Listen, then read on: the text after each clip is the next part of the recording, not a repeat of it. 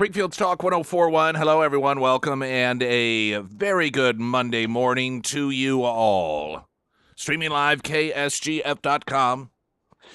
Also on YouTube, if you want to watch the show, you can search us there, Springfield's Talk 1041.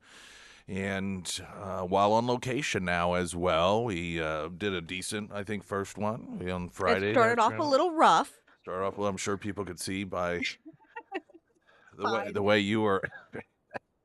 It's fine. Hey, you know what? That frustration just shows that I care about the quality of this That's production. exactly right. Mm-hmm. That is exactly right. And that's what you want in a producer. That is 100%, 100%. But I think we got it figured out by the, I don't know, probably about 6:30-ish. Yeah, absolutely. And hopefully we can replicate the successes coming up Wednesday. Without the frustration. Without the frustration, as we are at our Wednesday Roadshow location, Springfield Livestock, inside Mingles, which is the restaurant there, and it is open for breakfast on selling days, and they'll open their doors at 8 a.m., so if you want to come by and have breakfast as we broadcast out there, then we'd love for you to do so, and they have great cinnamon rolls, you said. Yes, really, really good. I'll have to try something else next go round. Yeah, I didn't... I'm sorry, okay? No, it's okay. It's all right. I just remember you saying, I'll take it back and I'll share it with you. I'm pregnant. And then I can't help it. You forgot. Oh, you're already eating for two, so you can't share half with me. That makes sense. It was really good. I buy it. That makes total sense. Make me sick to my stomach, so well, it's a win. Bonus. I want to play audio a little bit later in the program. I'm just really enjoying, not just on the surface, but something I talked about last week, and it's these Europeans that have flooded the United States for World Cup, which kicked off at the end of last week. USA, great game. And I know many of you probably don't follow this, or if the U.S. continues to advance in a manner in which it looks like they may make it to finals and win, obviously that gets a lot of people a little more engaged that otherwise would not be. But it was it was a really great game itself. The first half clearly dominated by the U.S. and second half not quite so much, but still enough to pull out a 4-1 victory, which was just a great way to kick off World Cup for the U.S. But I had talked last week, and this has gotten attention in the news, which I think is fantastic. These Europeans, who many are in the United States for the very first time, and they are just beside themselves with what an amazing country this is. Right before I came on air, I saw a posting from a family that had, they've got 2 kids. And they noted on the posting that when they told friends and family they were coming to the U.S., their friends advised them against it. Or are you sure? It's such a horrible country, and the people there are cold, and they're not friendly. And the posting reference, the thing that they were worried about the most was the one thing that turned out to be completely untrue, and that is just how nice and warm and friendly average, run-of-the-mill, everyday Americans are. Just everyday Americans. Not talking about meeting dignitaries or high-profile people, but, as a lot of them stay in cities they've never been in before, perhaps Airbnbs, and so they're out walking around, and they just are shocked because, largely, they, for their entire lives, have only heard, just be honest about this, the leftist view of America. And much of that's media. I mean, how bad our media is, and how, you think you live right here in America. Even leading up to some of the elections, how even being here and being around other Americans, the media still can manage to make you think that you're in the minority when you're not. So if you're getting that version from somewhere over in Europe or Australia, or, any other country for that matter, and you're not actually here, you can only imagine how locked in that false belief system is about America. And it's part of the reason that so many of these Europeans have taken to social media is because when you're shocked about something, when you come across something that you just are like, holy cow, this is crazy and amazing, this is not what I thought, you want to tell people about it. And people who are on social media like to do that anyhow.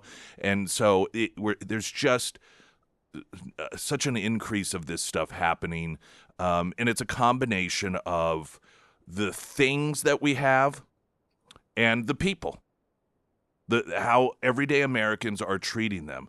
There was a couple of cyclists from Argentina. Someone had posted they were in Joplin, and they were cycling up to Kansas City, and there was a 4-way stop, and someone, I don't know if he was local or not, but it was in Joplin, and he suspected, I think, that they probably were.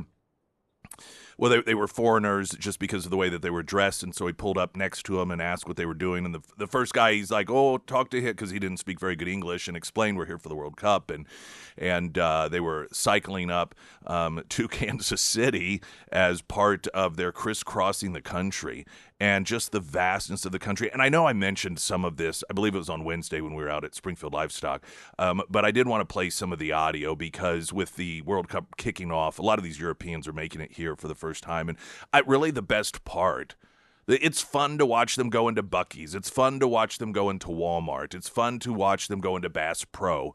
But some of the most heartwarming videos are these individuals just walking through neighborhoods. There's one guy from South Africa, and he just marvels at how you can walk through neighborhoods and not have your throat slit. Literally said that. Like my throat, he's a white guy. He said, if I were walking through a neighborhood like this, my throat would be slit. If I mean, and he laughed at some of the fences, because in South Africa, your fences are 10 foot high with barbed wire on them.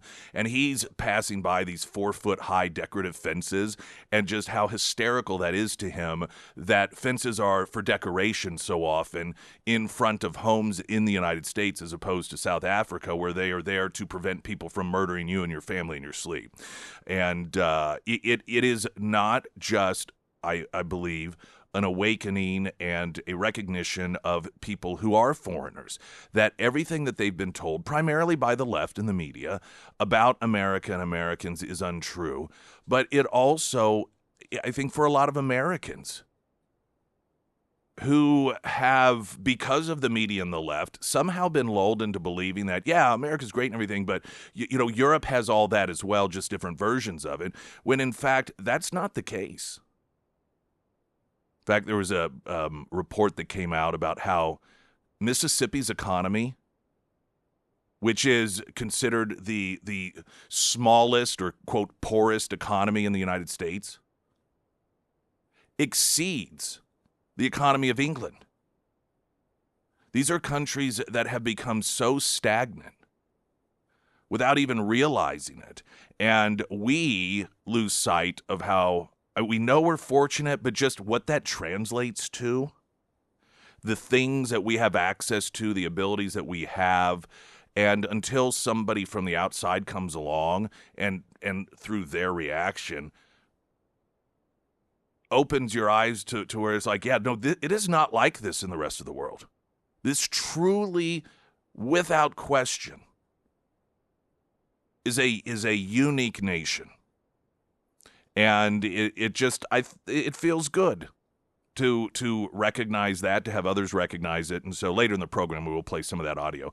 Now, supposedly coming up, I think Friday, in Switzerland, there's going to be a peace understanding deal, memorandum, something or other with Iran.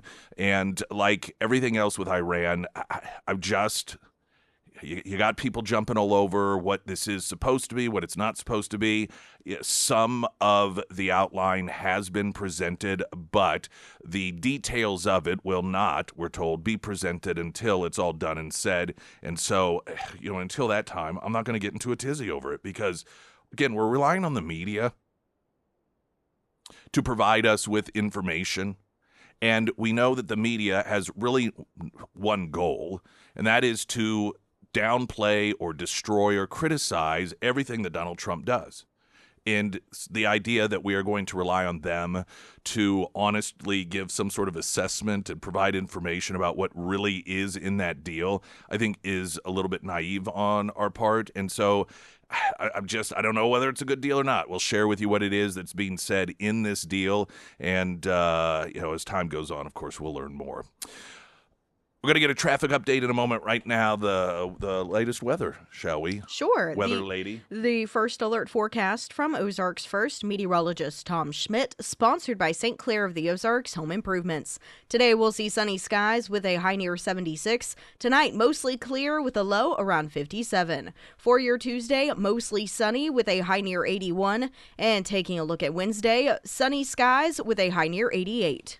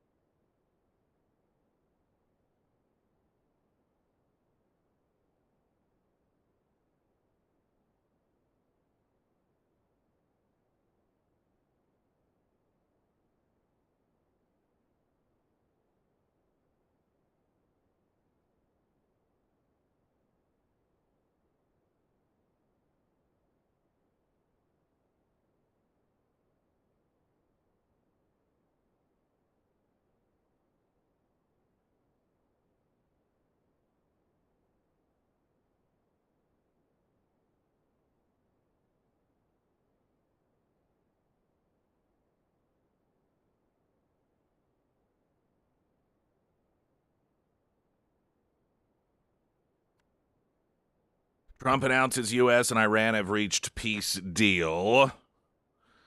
U.S., Iran reaching that peace deal to end the 3.5-month war. This announcement coming from President Trump last night. The Strait of Hormuz, which carries 20% of the world's oil, is set to reopen Friday. When a deal is signed in Switzerland, officials said. Trump, writing on Truth Social, the deal with the Islamic Republic of Iran now complete. Congratulations to all. I hereby fully authorize the toll-free opening of the Strait of Hormuz and simultaneously herewith authorize the immediate removal of the United States naval blockade. Ships of the world, start your engines, let the oil flow. The signing will launch a 60-day negotiating process to determine the fate of Iran's nuclear program and the extent of sanctions relief, according to officials. Pakistan Prime Minister Shehbaz Sharif announced on X, following intensive talks, we are pleased to announce that the peace deal between the United States of America and Islamic Republic of Iran has been reached. Both sides have declared the immediate and permanent termination of military operations on all fronts. The agreement has not been seen publicly. The White House on Friday described to reporters 5 points that are in the deal. 1, Iran will destroy its highly enriched uranium. 2, Tehran will pledge never to obtain a nuclear weapon. 3, economic relief will come after those first 2 steps are completed. 4, the Strait of Hormuz will open immediately upon signing. And 5, Iran must stop funding terrorist groups, including Hezbollah. A senior administration official said the economic relief would be released around physical milestones it built around actions it built around verification. Pakistan will help facilitate a series of meetings this week in the lead up to the formal event in Switzerland, during which the parties will lay the foundation for the technical talks and the official signing ceremony, the prime minister added. Meanwhile, Qatari negotiators flew into Tehran yesterday morning in coordination with the U.S. to help with sealing the agreement. Quote, Qatari mediators have left Tehran after 17 hours of intensive negotiations. A deal will be reached, or has rather been reached, and separate preparatory meetings with each side will now take place in Qatar this week, a diplomat briefed on developments told the Post Sunday evening. Trump, meanwhile, flying to the French resort early Monday for an annual meeting of G7 leaders on the shores of Lake Geneva. Not immediately clear whether he would attend the planned Friday signing. Now, the 5 points here that the administration says are part of the agreement is what the Trump administration has said from the beginning, and that is that we cannot allow Iran to have nuclear weapons. That has been the leading point. When it came to the issue of regime change, the Trump administration was essentially, hey, that's up to them, even encouraging them, listen, this is a great time for you to do it. Now, how they're supposed to do it when they have no Second Amendment and no ability to protect themselves from a government that does have weapons, I think is a pretty important, significant question. But ultimately, the Trump administration's the goal here is to make sure that Iran did not have a nuclear weapon. There were the strikes that took place that were said to have taken out the facilities that created the enriched uranium. The problem, of course, being that enriched uranium was out there somewhere, and that enriched uranium would allow them, by their own account, to make 11 or 12 nuclear weapons, which is why we went in order to, quote, finish that job, if you will. It was to get that stuff. It is ultimately whatever it takes to make sure, as best as possible, they don't have any of the materials or any of the capacity to create the materials to make nuclear weapons. It is, now, of course, people on the left in the media, right out of the gate, they're going to, no matter what happens, try to present it as some sort of loss for the United States. So their criticism can be dismissed because they do not have the ability to evaluate anything that involves Donald Trump. They have lost the emotional and intellectual ability to have any sort of objectivity when it comes to this sort of stuff if Trump's involved. So we've got to be pretty particular about the folks that we listen to here. And the approach on this sounds as if it is going to be an approach that is consistent with Trump and that is contrary to the way that deals like this have been dealt with in the past. So what do I mean by that? In the reporting of this, it notes that any economic relief will be released around physical milestones built around action and verification. Our foreign policy in the past, while dealing with troubled actors, Iran being a perfect example, under the Obama administration and the Biden administration, is to give them what they want up front with the promise that in exchange they would comply with what was required in order to get the money. So we paid them prior to services rendered, and of course we would learn that the services, if you will, were never rendered. What is being reported at this time is that, yes, there is going to be economic relief here in terms of releasing some of the dollars by way of sanctions, but it's not going to be done first with the promise that then the Iranians will comply, but the other way around.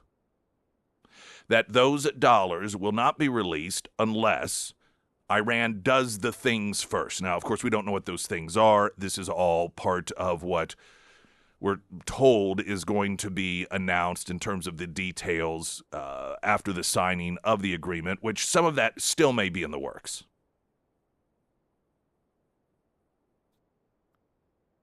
There's this instinct to be unsatisfied with the deal if that's how it moves forward.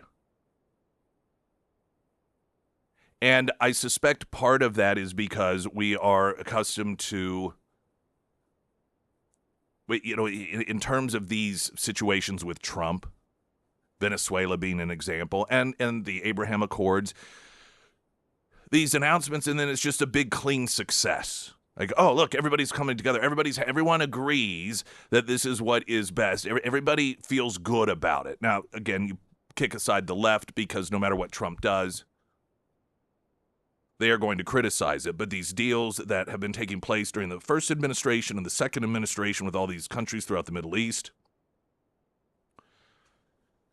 and this doesn't have that closing chapter. It doesn't feel like it has that closing chapter because it isn't, outside of the government looking completely different and some sort of substantial proof that, oh, we have everything in terms of these nuclear materials.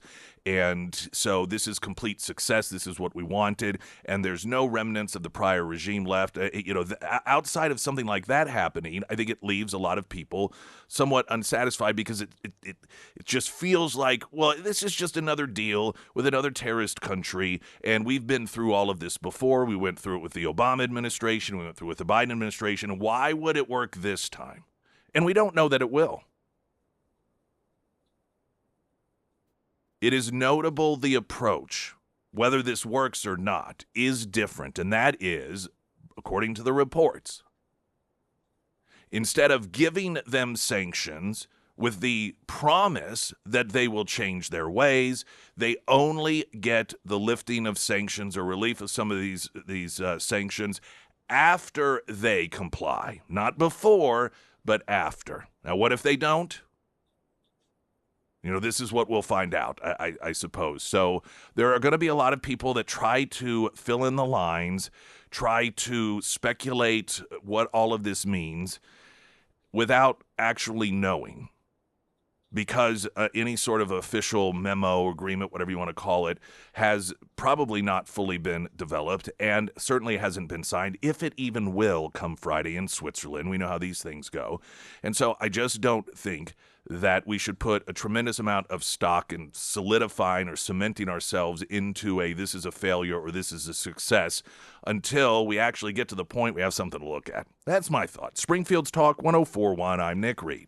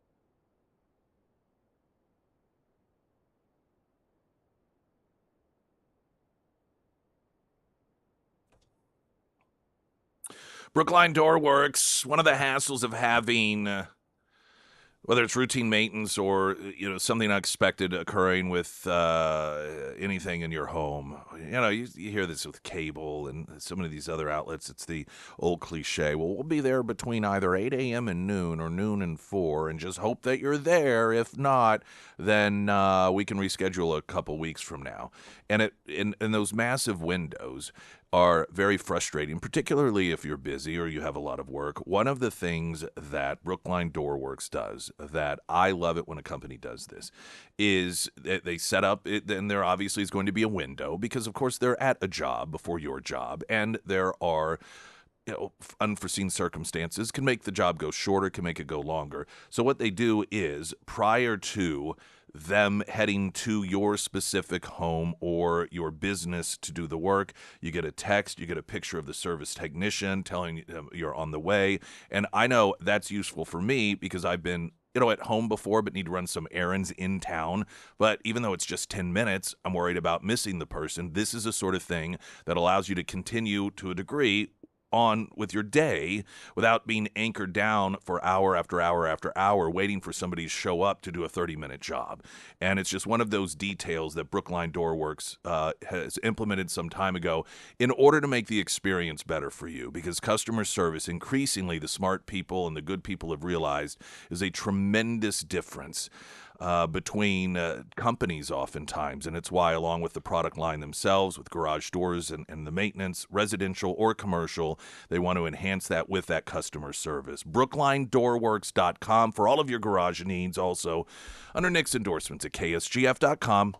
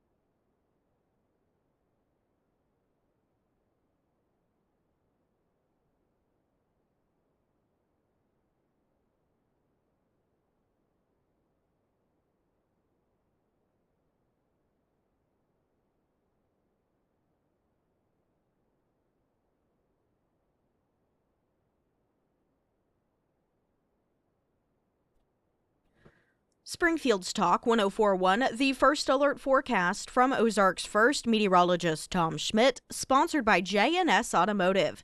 Today we'll see sunny skies with a high near 76. Tonight, mostly clear with a low around 57. For your Tuesday, mostly sunny with a high near 81. And taking a look at Wednesday, sunny with a high near 88. Spencer Pratt has released a new video, and while he has recognized the realities of running as someone who's not a Democrat in Los Angeles and what happens when the polls close and how the votes get found in order to make sure that non-Democrats have no chance, he is not backing down.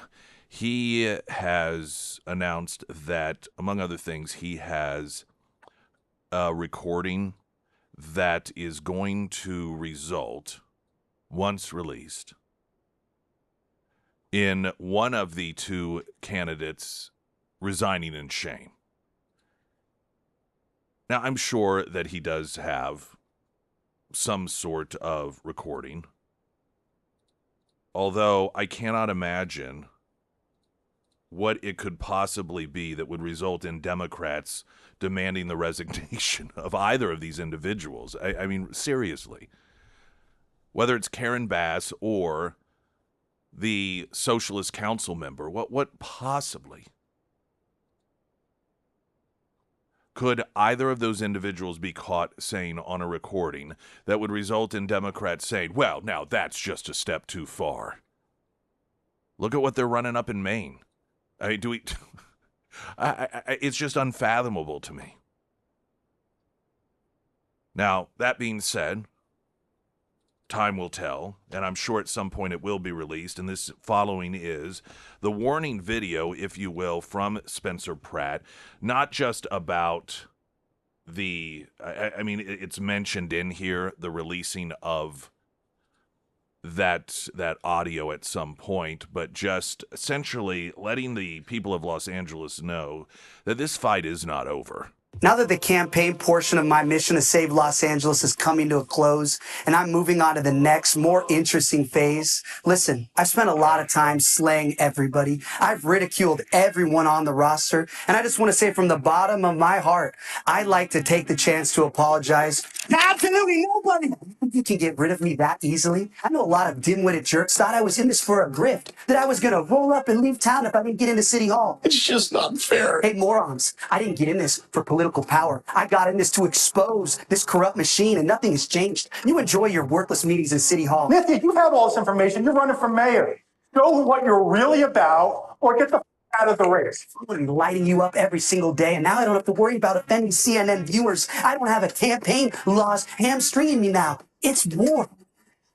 It's 0 hour for Los Angeles. Angelinos are now stuck with two morons responsible for all their problems, and they have to choose between dumb and dumber. That's not a choice. That's the machine protecting the machine. And now every problem that plagues Los Angeles because of these two corrupt communists is going to accelerate, and the city will tumble headlong into the abyss. You have no idea how many major developers, hoteliers, business owners, entrepreneurs have been texting me saying they're packing up and leaving town. More of your favorite restaurants will be shuttering. That means less tax revenue. That means the city has to cut services, more potholes, less firefighters, less police patrols, more criminals, more drug addicts terrorizing your communities. And we haven't ended it. You have no idea how bad things are about to get for this city. Look at this place already. Weeds growing from every crack and crevice, graffiti over every square inch of public space, garbage, drugs, feces, burned up dogs, burned down towns, abandoned storefronts. This city is a mess, and you're about to reward the arsonist who torched the place with 4 more years of destruction? I know he's very bitter. My goal hasn't changed. I've been laser focused on stopping these commie animals, and I will stop them. If you think we uncovered a lot of fraud and evil in the campaign, just wait. We have some recordings of one of your exalted candidates doing and saying something that would make her resign in shame. I was saving it for the general election. Go ahead and pick your demon, certify your choice, and then you get to see it. So Karen Nithya, ask yourself, is it possible that one of your employees may have a recording of you doing or saying something that would force you to resign in disgrace? Hope you sleep well at night over the next 5 months, because you know who hasn't slept well at all for the last 17 months? My mom. All my neighbors in the Palisades, all the moms who worry about their kids walking past drug addicts in front of their schools, all the business owners getting crushed in the LA economy, worried that they can't stay in business and feed their kids. Angelinos have been struggling for years now, all while corrupt politicians and fraudulent NGOs profit off the misery and fleece us for the tax dollars. Well, now we're flipping the script. I want all of you awake at night sweating and worried about 5 a.m. with the FBI blazers busting the door, breaking open your office, because I assure you, they're coming. You think your election was going to stop me? If you want to stop me, you're going to...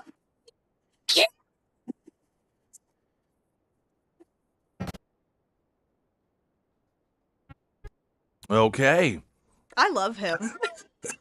That scream was a scene from Ozark. If it seemed out of left field, he took clips from a number of different things to put in there.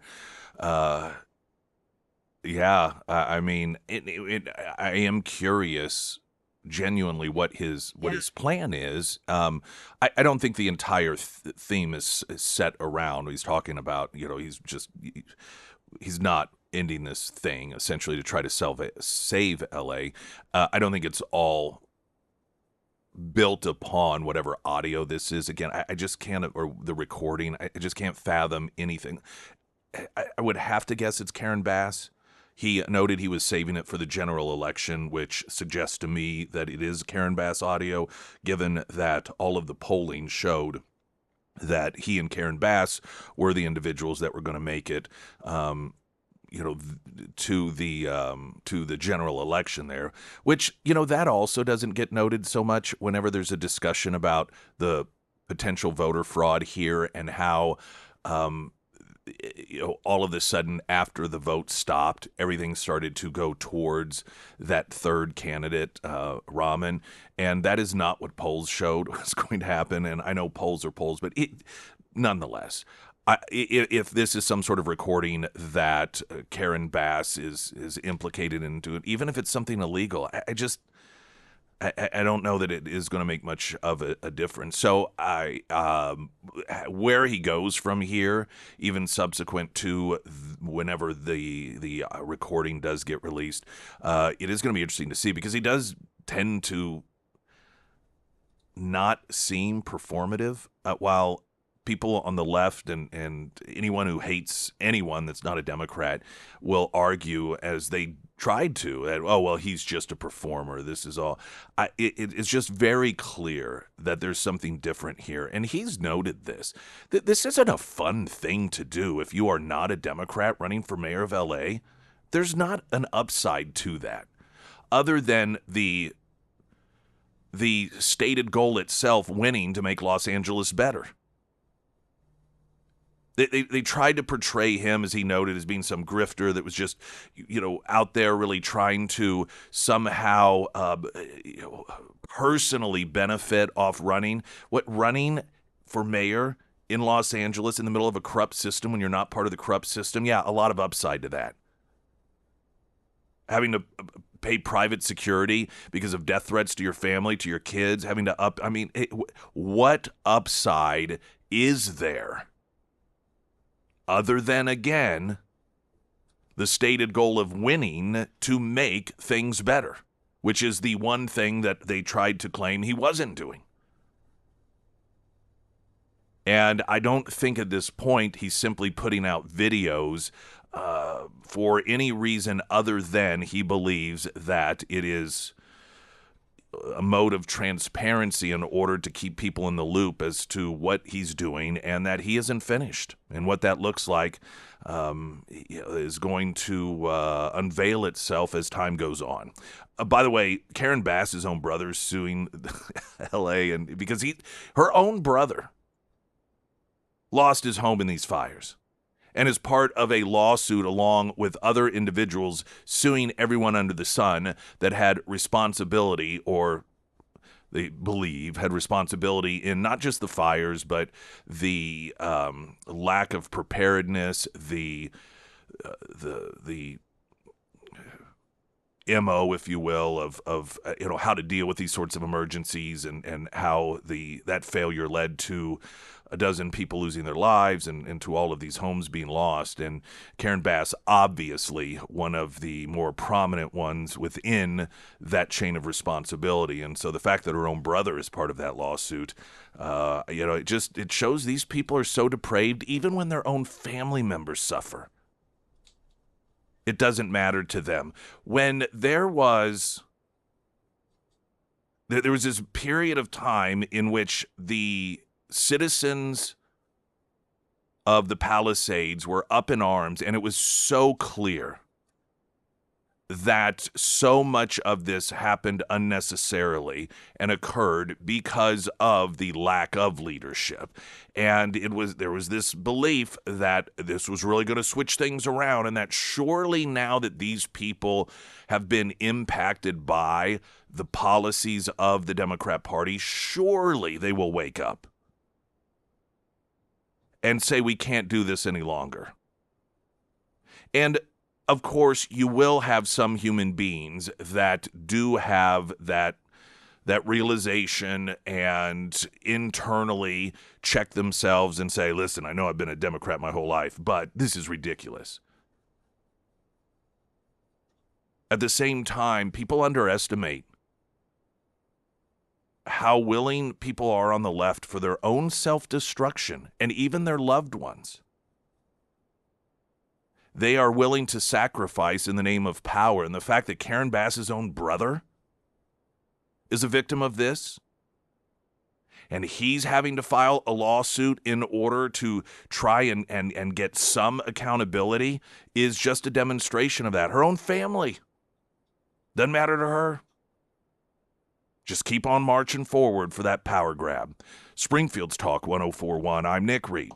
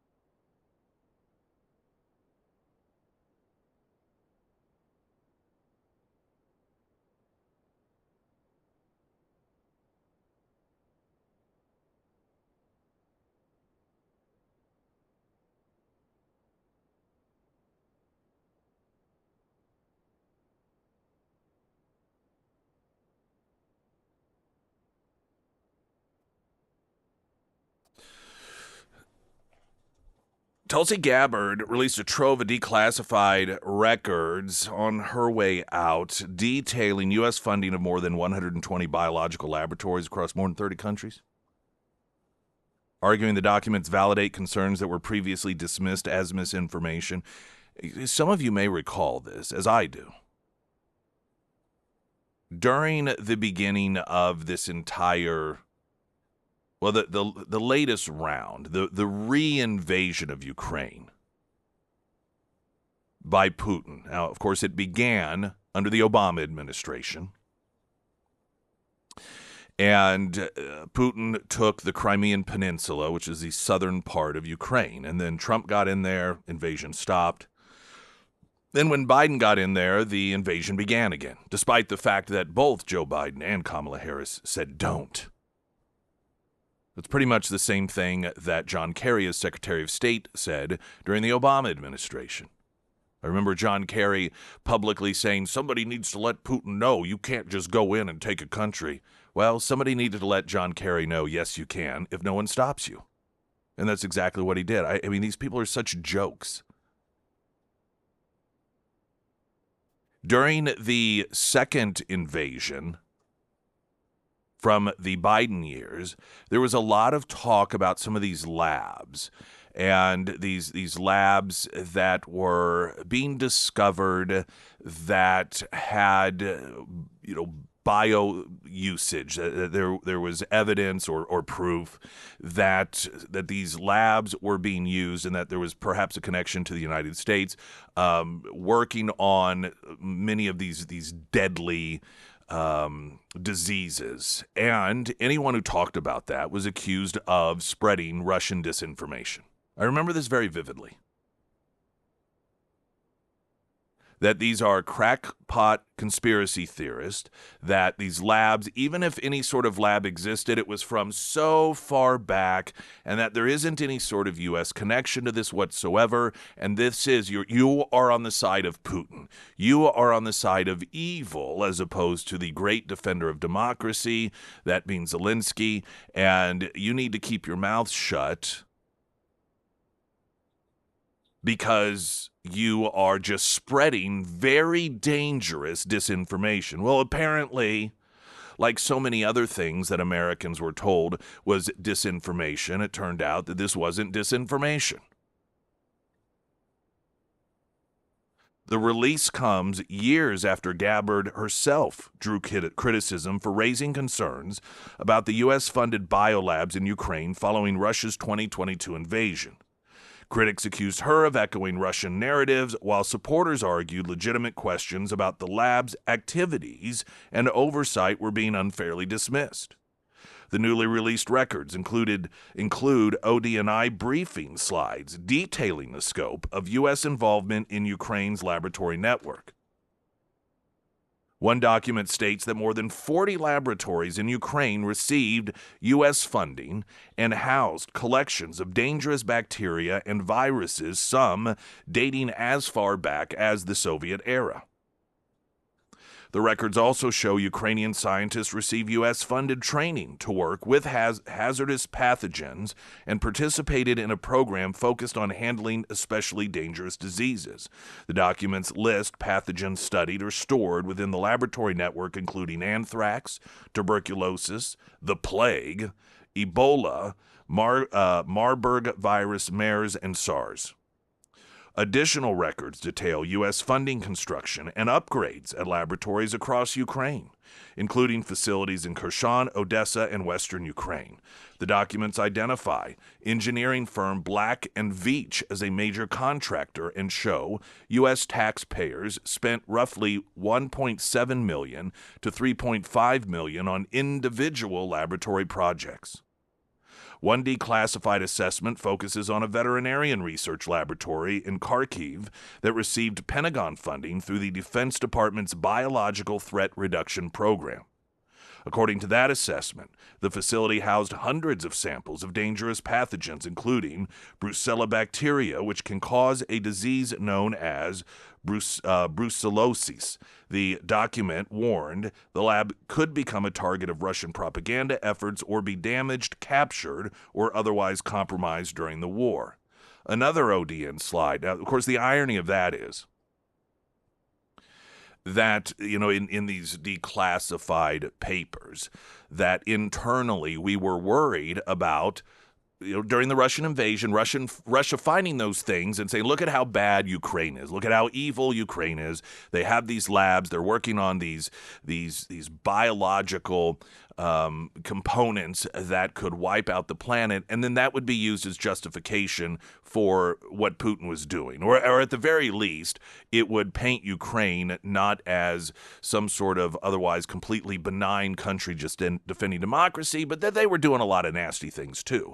And because our government was afraid that Russia might exploit that through, just exposing it, we went on a disinformation campaign in order to dismiss any of that. And so, listen, I get it. I understand it. And I know that when you are either at war or you're involved with a country helping fund it in a war, that oftentimes you put out information that isn't true in order to help the cause. But this, again, so many of the things that we have been told is Russian disinformation, Russia was the one that apparently was honest, while we were the one who wasn't. And again, we could argue for very good reasons, but this is just the reality. Gabbard noted that the documents demonstrate that the public was not given a full picture of U.S.-backed biological research programs overseas, and felt that it was, of course, again, in the best interest of transparency to make sure that all of this was understood to not have been Russian disinformation, but the accusations that it was Russian disinformation was the actual disinformation.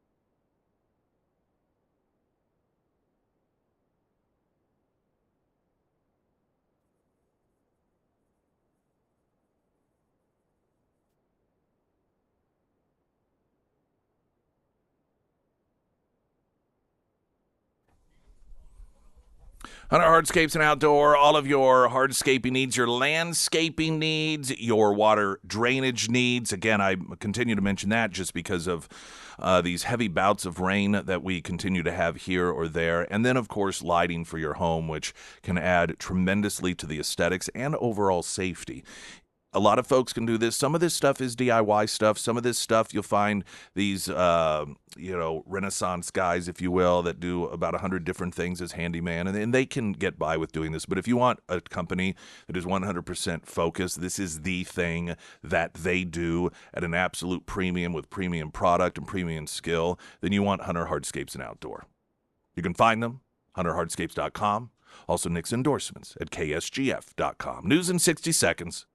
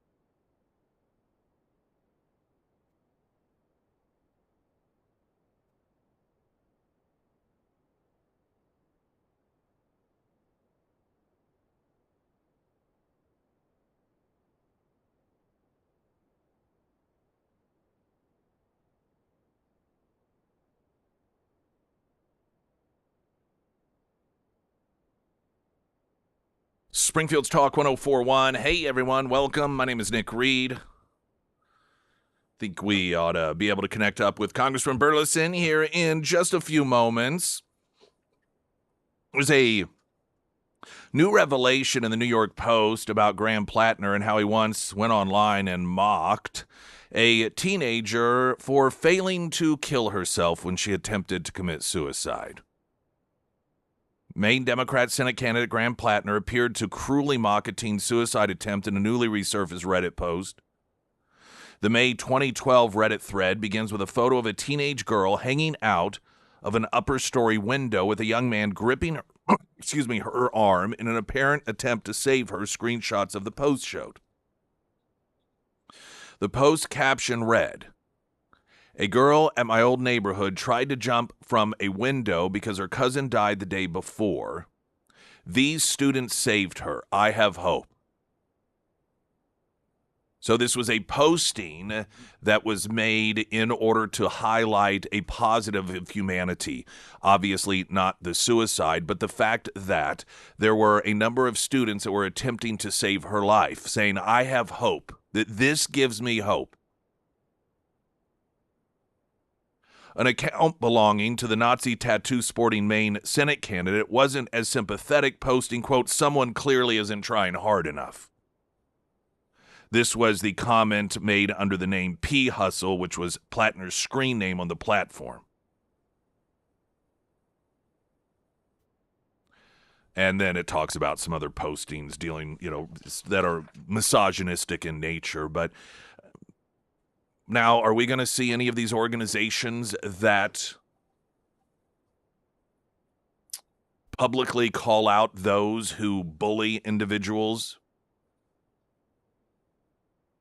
Are we going to hear about any of these organizations that oftentimes make public statements regarding mental health issues and young people committing suicide and how it is that we should be fighting back against those who mock those individuals? This is one of the areas I have a real problem with a number of these organizations out there that will portray themselves as being completely non-political. But then whenever there is some sort of public display, comment, behavior that generally they would target, generally they would speak out on and say, this is the sort of thing we are talking about. This is what we need to move away from. If the individual who is the perpetrator of it all is some left-winger or some Democrat, they're suddenly silent. This is a guy who has been known to make all sorts of misogynistic comments. Where are those women's rights groups that normally call out this sort of behavior? This is an individual that has, according to past girlfriends, been anywhere from emotionally all the way to physically abusive. Where are all of these, we believe the victims folks? Where are all of these organizations that were coming out swinging about Brett Kavanaugh because of some individual from 30 years ago claiming that he was misogynistic? I mean, you had left-wingers storming the Capitol in order to try to disrupt his hearings, which, of course, that witness was completely contradicted by factual evidence. Yet they were loud and proud about the dangers of rewarding such people, no matter how far back it was. And so they should be stopped at all costs. Where are these people?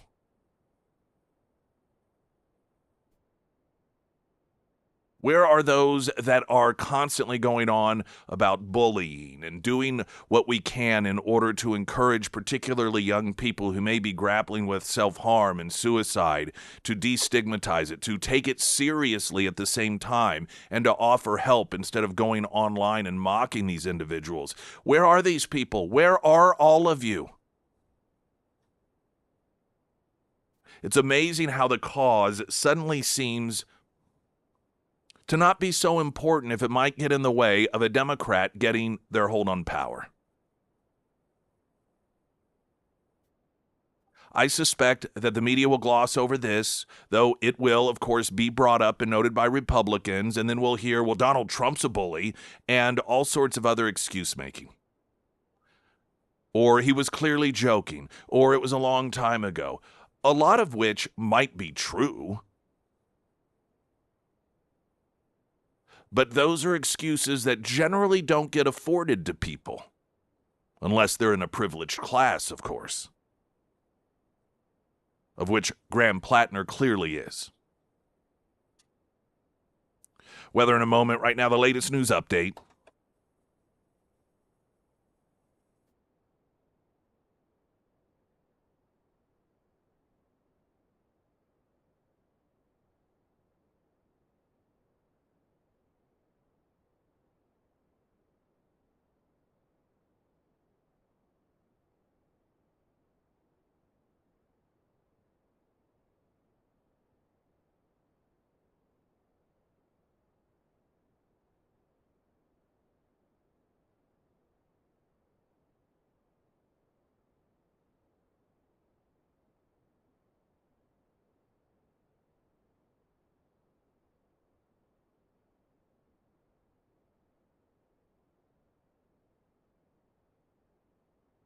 And the first alert forecast from Ozarks First meteorologist Tom Schmidt, sponsored by St. Clair of the Ozarks Home Improvements.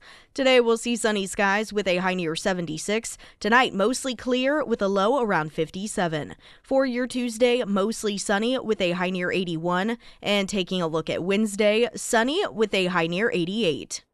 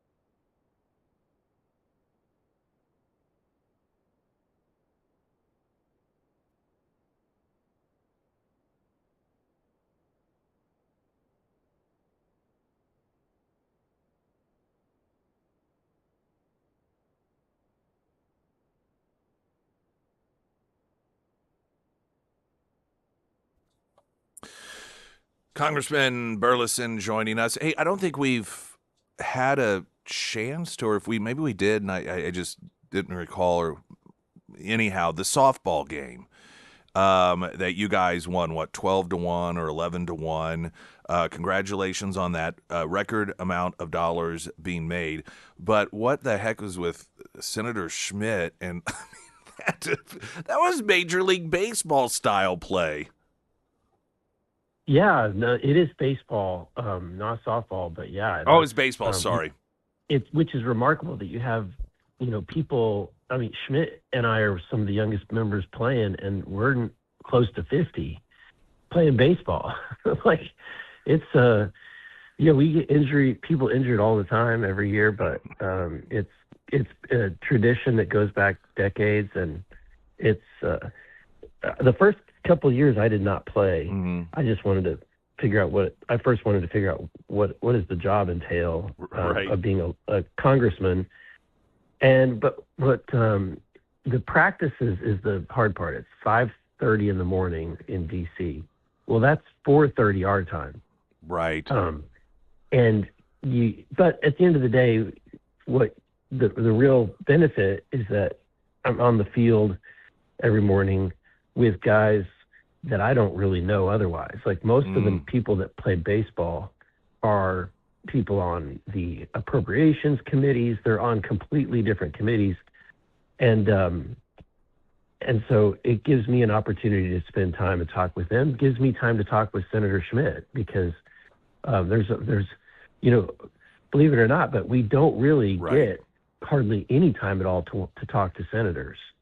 So it's good. It's a good experience. Now, I do not start. They don't. I'm just now remembering how to throw a baseball. I've been playing softball for the last 30 years, but and so it is I'm having to relearn that muscle memory of accurately throwing a little bitty baseball again. So I guess, can anyone play that wants to? They just they'll sit on the bench maybe. How does that work? Yeah, anybody can. I will say, at least they put me in. Like, there's about 40 or 50 people, Republicans, that play, but they don't put everybody in. So, do you think that's why the Democrats always lose, is because of that sort of mentality, that DEI mentality? Like, well, now everyone's going to get equal time to play, no matter how bad you are. And I wonder if that contributes to their lack of winning record. That might be a good point, but no, I think that, from what I can tell, they are doing everything they can to win. Now, Senator Schmidt gets the benefit of being like the only senator that's playing, so he is a shoo-in. But he's also a very good athlete, so it works out. Why is he the only senator that plays? I mean, have you looked at this? The Senate is they're even older than the House members. They're like 80. The average age is like close to 80. Yeah, Mitch McConnell could be like third base, I guess. I mean, some of those. In fact, we were just talking off air that he's back in the hospital apparently. But no, I hadn't thought about that. It is pretty old compared to the House. So Rand Paul used to play before he was. Yeah, really seriously, killed. yeah. I don't think anybody, he wasn't, not to like stress on that injury, but did you see the when he was interviewing Mark Wayne Mullen, he went through the actual physical recovery but I know, because didn't even have part of his lung removed. I mean, it was a very serious attack. Yeah, that's what I'm saying. It was a very serious attack. He nearly died. Had part of his lung removed. Had to go through, was in the hospital, had to go through tons of treatments and surgeries. Just, So he doesn't play anymore, unfortunately. Yeah. I wanted to ask you, someone had texted in wanting to know about a bill that would have stopped corporations from buying single-family homes, asking why you voted the way that you did on that. So if you could give us a little background on that legislation itself and where you were on that. Well, that bill, that larger bill, I mean, that was a huge bill that came over from the Senate. It had a bunch of the Pocahontas language, Elizabeth Warren's language. It had all. She was a lot of her housing, socialist dream language was in that bill. Got it. And so we peeled a lot of it back, a lot of her stuff back, but it still was. I mean, it was still not exactly a free market bill. Got it. Now, in regards to corporations buying homes, I think that's way, way, way, way overblown. When we looked at how do we make housing affordable, when you look into that situation, you realize that of the ownership of homes as far as residential homes, it represents like less than 2% of the entire housing market. So, and when you really look into it, what you find is that it's corporations. What they tend to do is go and buy a big swath of homes in an area, renovate them using their economy of scale, if you will, and then sell them. And then sell them. Okay. So I just don't know why. I think that we should stop. We should make sure that foreigners are not doing it. Right. But as far as corporations, like U.S. companies and U.S. taxpayers, I just don't know that. I see that that's a big problem. Now, there are a lot of cool things that we can do to help first-time home buyers and people that who just are having a hard time putting down a down payment. There's a lot of, I think, innovative ideas that we could do. One of the bills that I have is called Make the American Dream Real Again Act, and it basically says that if you're selling a rental home, like you've got like a second home or a third home or whatever that you're renting, and you want to sell that.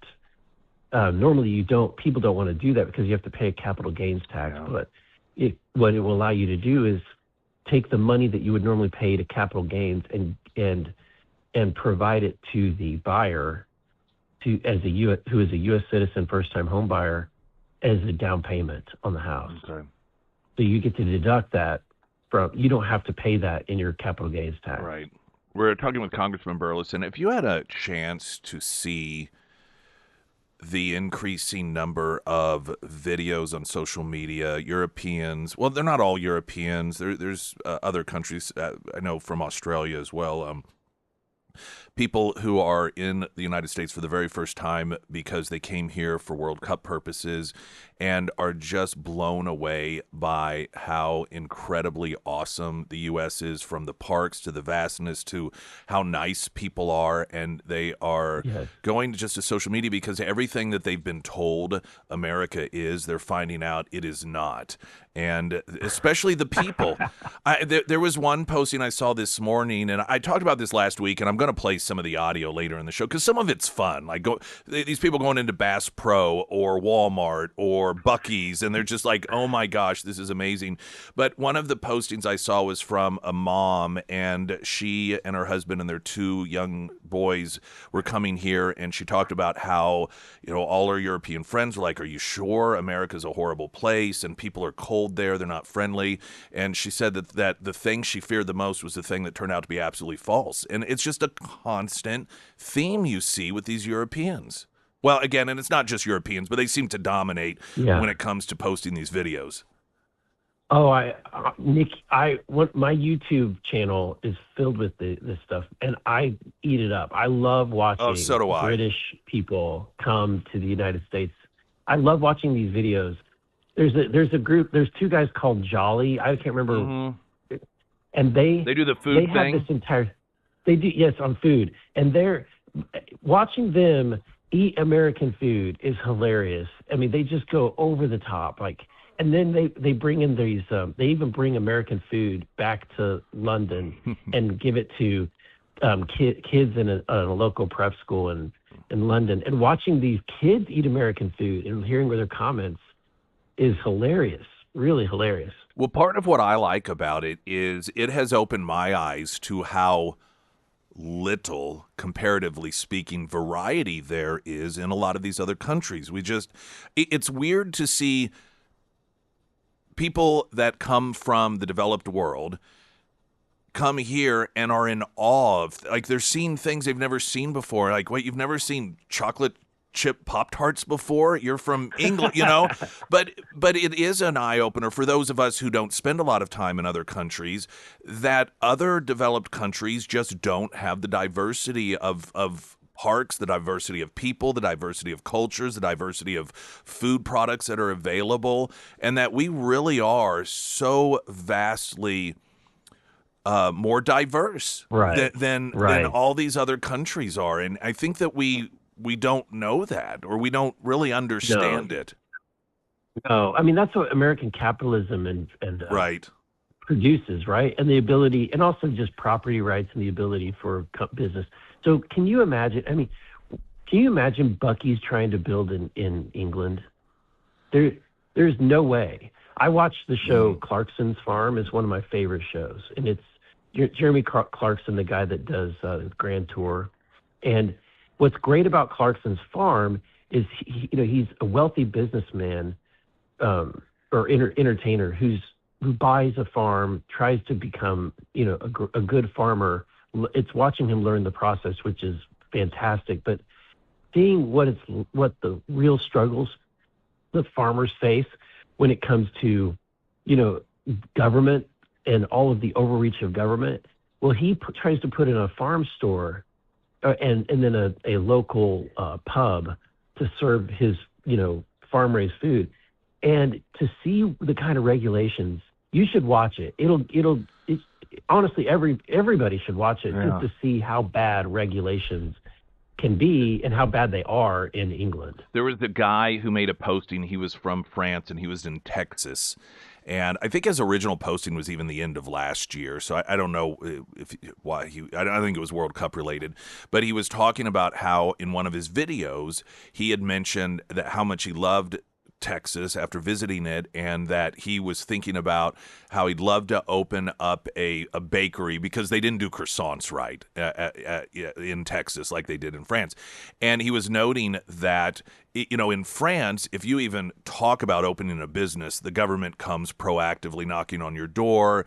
They are very harsh with you. And he was noting that he was getting messages from Ted Cruz and tagging other people like, hey, let's make sure this guy gets an F-150 when he moves to, and he's like, he was just amazed. Now, obviously, we have a lot of problems with government overreach here as well.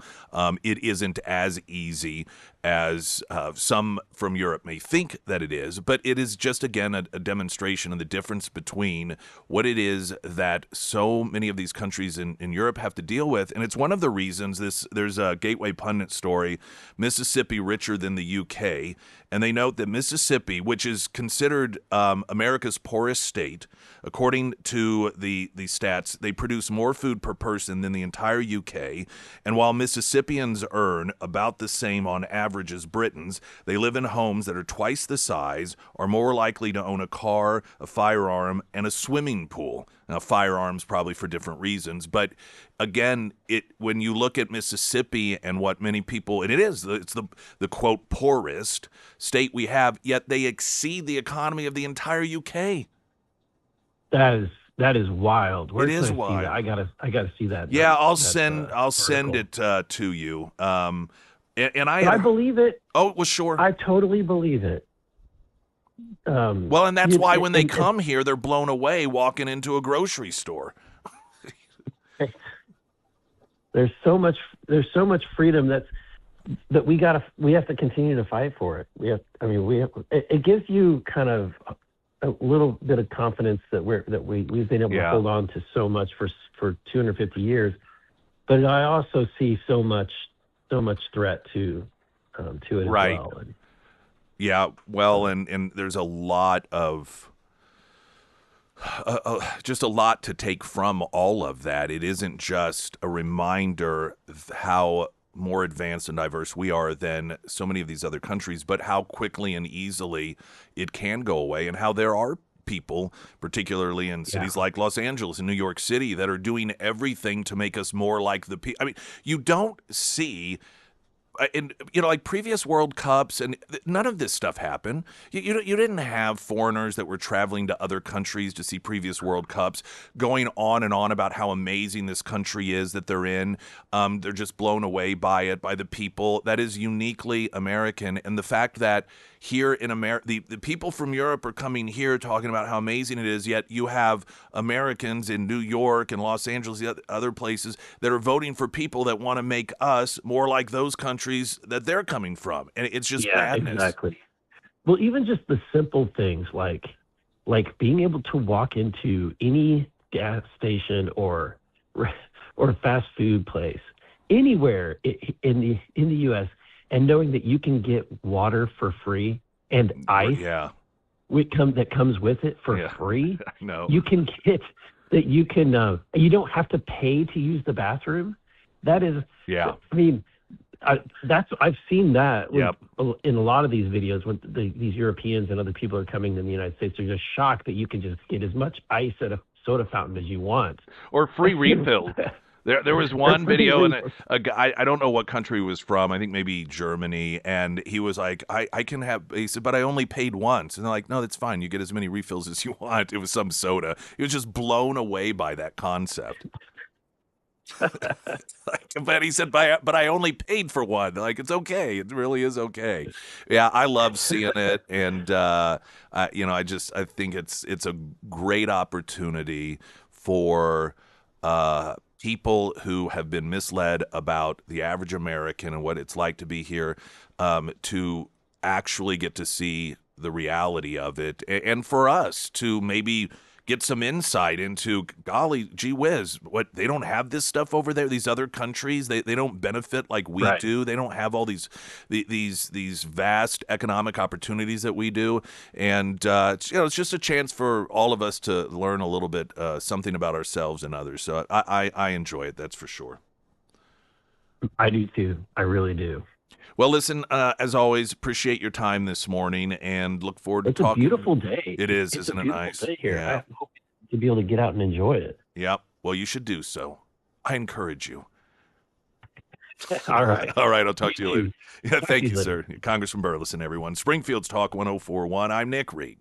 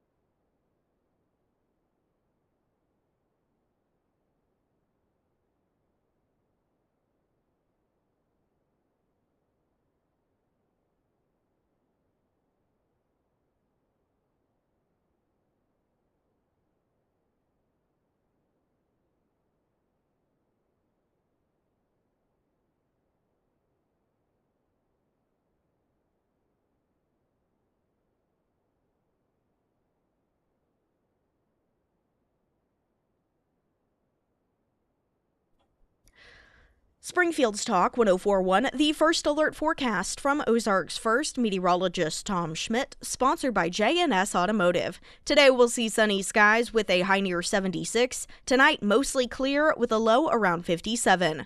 For your Tuesday, mostly sunny with a high near 81. And for Wednesday, sunny with a high near 88. All right. Sandy had texted, and we were talking about, we've talked about this a couple of different times, increasingly Europeans making their way to the U.S. for the very first time. And I should start saying foreigners, because the majority of the video postings are European, but there are some that are coming out of Australia as well. And generally speaking, the ones that are going viral here in the States are English speakers. So, of course, Australia and Europe, that's where you're going to see a lot of that. And they're blown away when they come here that America is not what they've been told it is. Americans are nice and friendly and warm, and this isn't a country just filled with a bunch of heathen racists that are running around with police officers looking for black people to kill, and all of the things that they have been fed about America and Americans. And the Pyramid Roofing Company text saying, I think it's important to remember most Europeans are subject to government-run media due to socialism.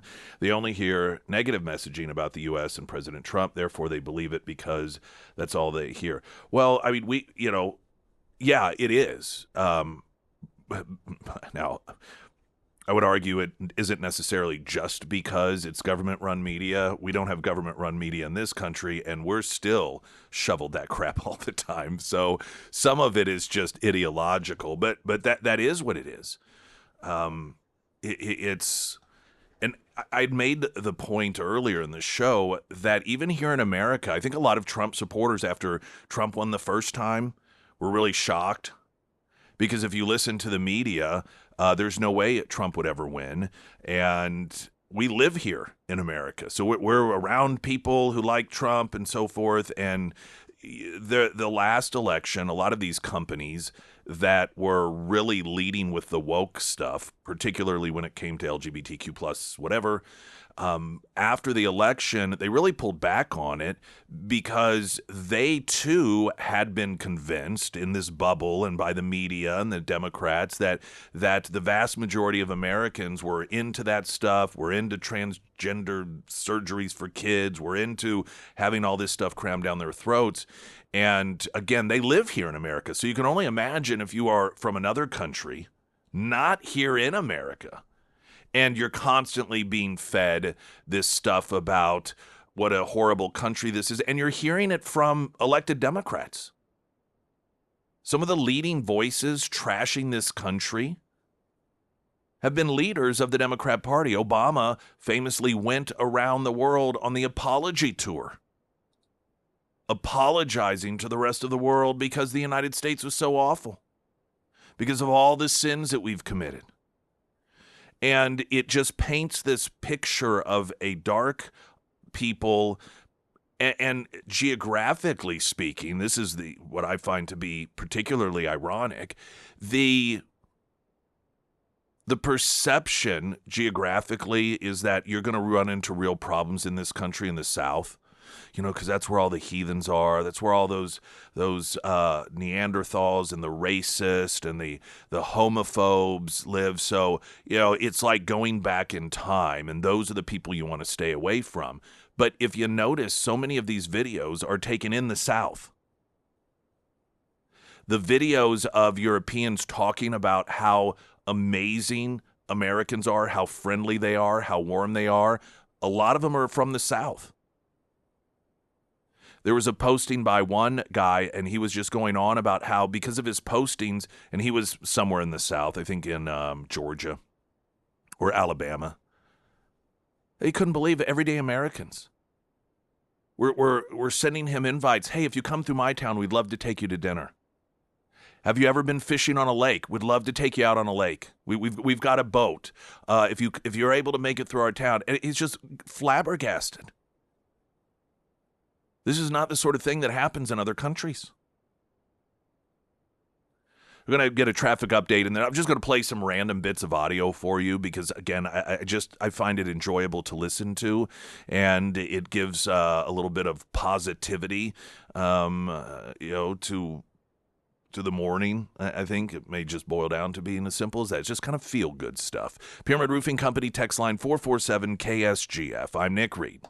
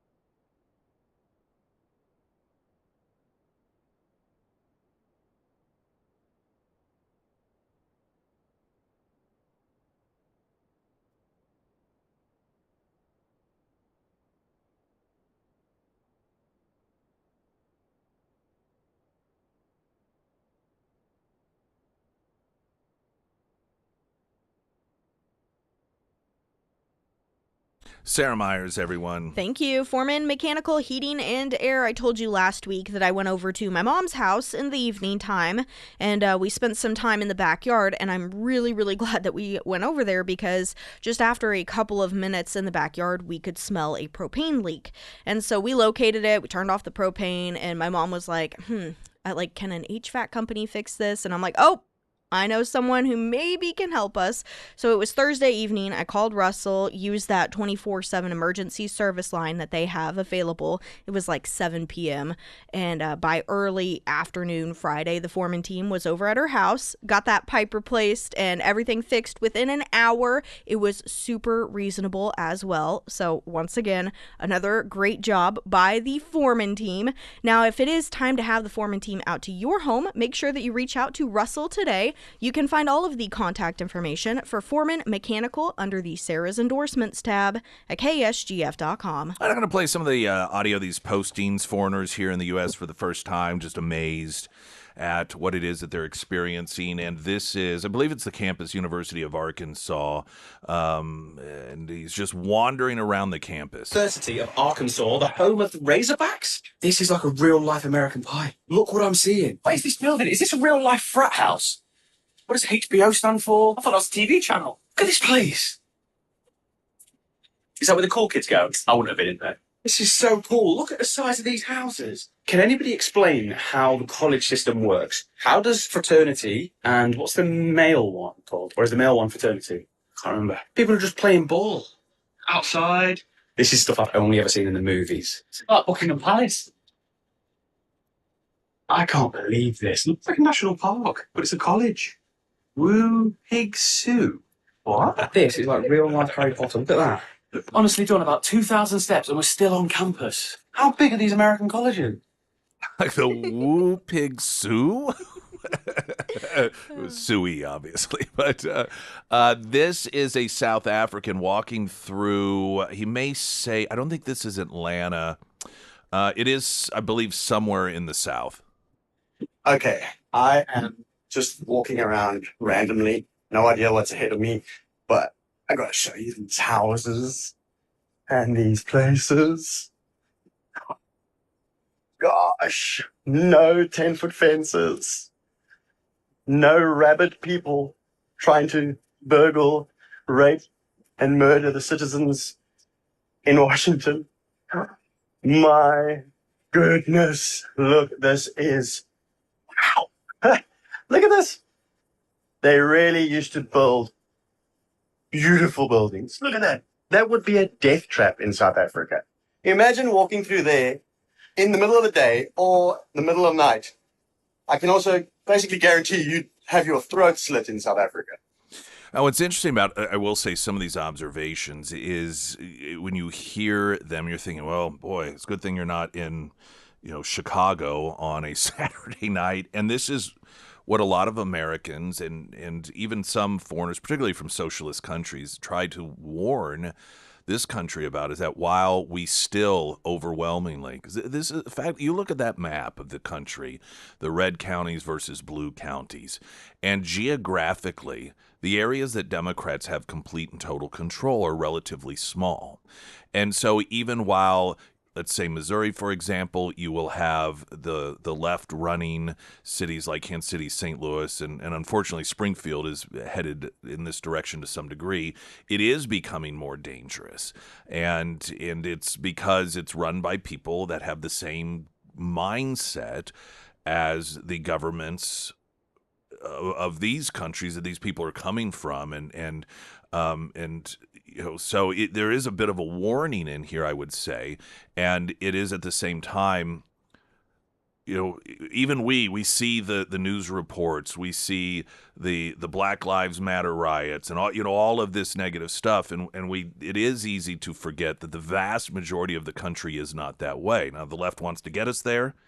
They want us to turn into so many of these other countries that you hear these people coming from saying, oh no, America has it going on. This is so much better than the way it is back home.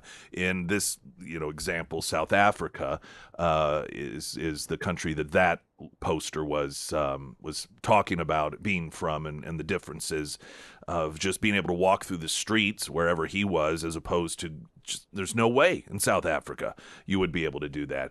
I wanted to play, this is a Brit couple, and they're being sarcastic or cheeky, I suppose, more appropriately, about the 4 things that they just don't like about the United States. British couple, these are 4 things that we do not like about the US. First of all, everybody in the supermarket is really friendly, smiles, waves, wants to have a conversation, unlike in the UK where they walk around with their head down. God, what a shame that is. Forbid.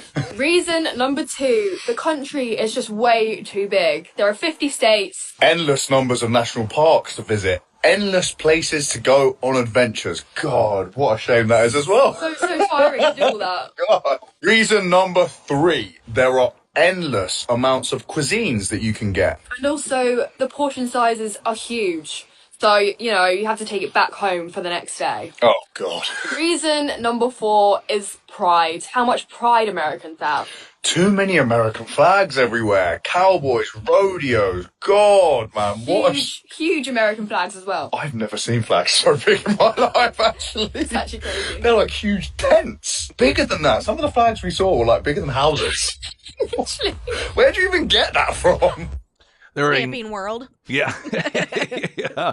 A number of themes was regarding patriotism. And this is amazing because the left has created this environment in which they make it, even though patriotic Americans aren't ashamed of being patriotic, they've created this mindset, I think, for a lot of patriotic Americans, that's a turnoff to people from other countries. That is part of why people from other countries think that we're so arrogant and we have this cowboy attitude, is because we're just always waving flags and going on and on. But you see in these videos, they love that. They think that is so incredibly amazing. The patriotism. One of the videos, it was the opening of a World Cup game. It was mostly Europeans because it was 2 European, and maybe it was a college football game. and a lot of Europeans have gone to it, but they had the deal where the eagle soars over the crowd. And I mean, they were just beside themselves. Just thought it was the single most amazing thing. And so this mindset that the left has tried to create, or this narrative that, oh, it's so arrogant and off-putting to the rest of the world, all of this rah-rah USA stuff. Apparently, to a lot of them, they think it's absolutely fantastic. Here's another woman here in the States talking about it.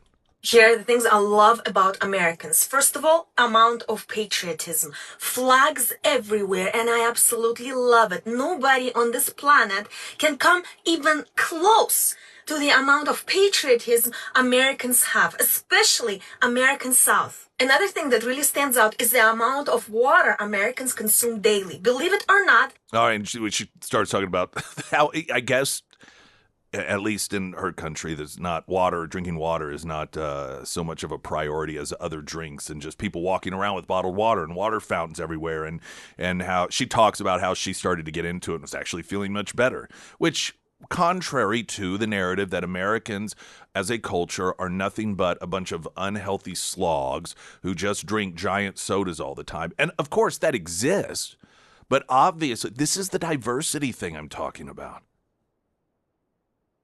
That while we live in a country in which people can drink gallons of soda and people are tremendously overweight because of the opportunities to have all-you-can-eat buffets and everything else.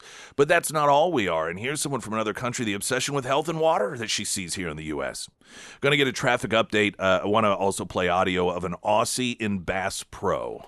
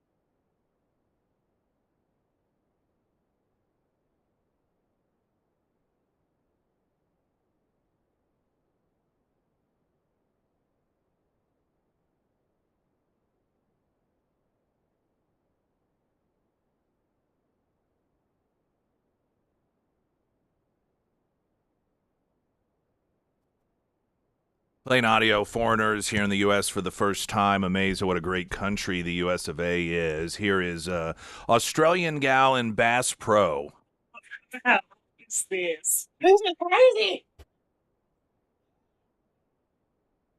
Yeah. This is insane. Hi. Good. Can I walk? Yeah. Okay. Thank you. What the hell is this place? What is this? Why is there stuff? Animals? Animals? What is this? Up there! Oh my god! Just look at this place. Look at that.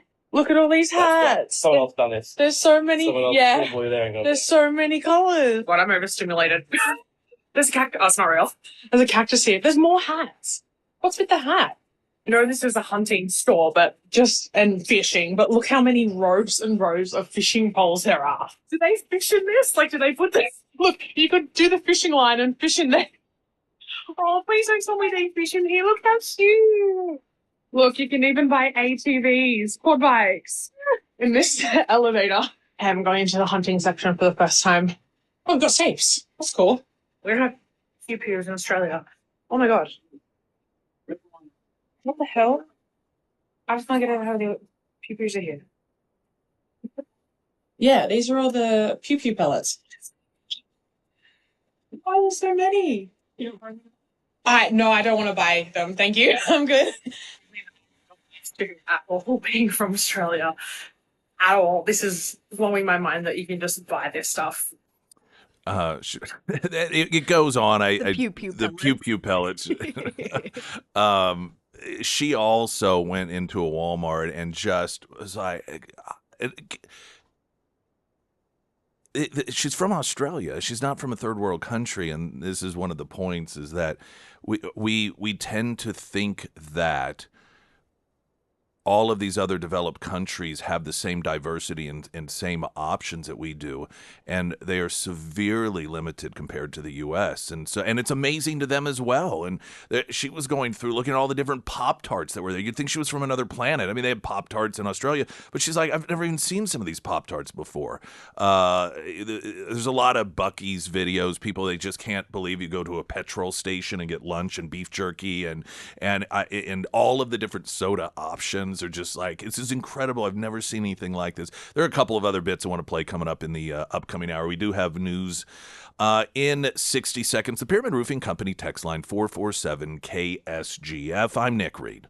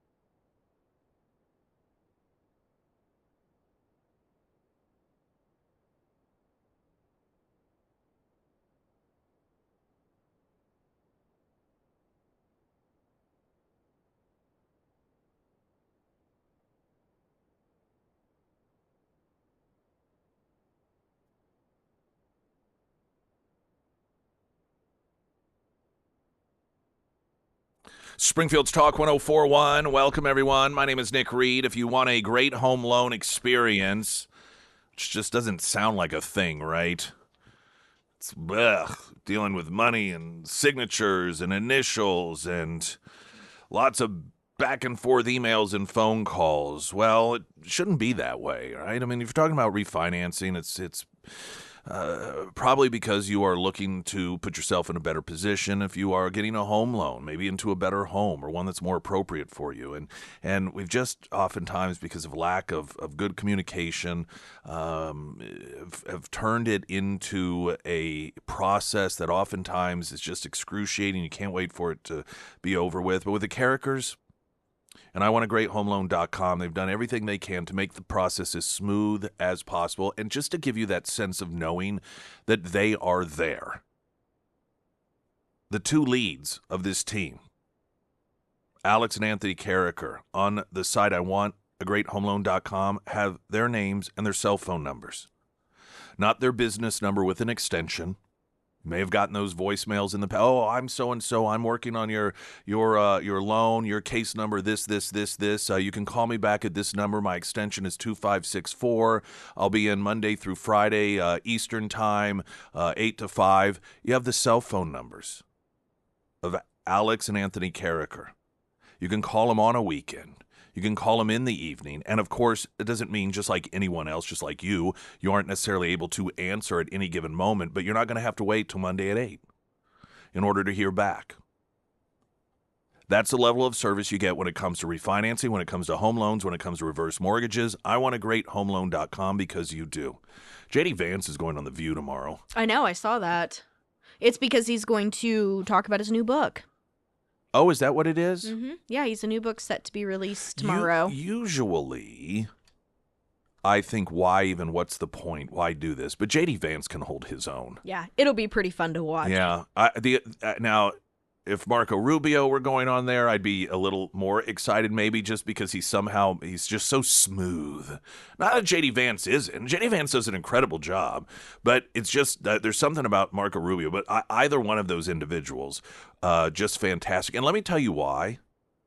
You know what J.D. Vance's magic formula is when it comes to dealing with so many irrational people, when it comes to dealing with the folks in the media? His magical formula is just that he's a normal person. I mean, really, he's a normal guy. For that first debate that he did,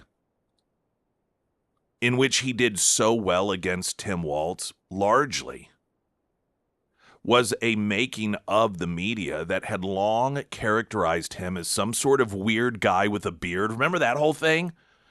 Like, well, he'd be the first fight with a beard, and they tried to portray that as some sort of subconscious toxic masculinity, trying to send a message, and he's just weird. They went on that whole thing, and the cat lady thing. What's his obsession with people with cats? And most people had never actually seen J.D. Vance in any sort of exchange. Most of you had because you follow this stuff. But when it came to the American people, all they saw was maybe a clip of him making a comment, and then the rest of the story or other people commenting about how out of touch that comment is, how it just shows a pattern of disdain for this and that. And it was just ridiculing him and painting him as some sort of bizarre guy. And then millions of Americans for the first time saw him stand up there and have these exchanges with Tim Walz, and they're like, oh my gosh, this guy's like normal. He talks like I do. This guy's completely normal. And that really helped him because the media set this expectation that was so low that just being normal gave him a leg up. And this is what the left can't really wrap their minds around, is that most people are just normal. And so when a normal person, perhaps with flaws, perhaps not necessarily the best speaker in the world, maybe not the most articulate, but they're like, that's just a normal person. It's just so refreshing that right out of the gate, you get a bit of a head start. And so that's the magic formula of somebody like J.D. Vance. He's just a normal guy. I mean, obviously he's vice president, and he's had an amazing trajectory in his life, given the obstacles he's overcome. I mean, it was so amazing. They made a movie about it. But when it really gets down to it, he's a normal human being, and he doesn't try to act like he's not. Or worse yet, he doesn't lack the understanding of what a normal human being is and then try to fake being a normal human being, which is even worse than not being a normal human being. Latest news update.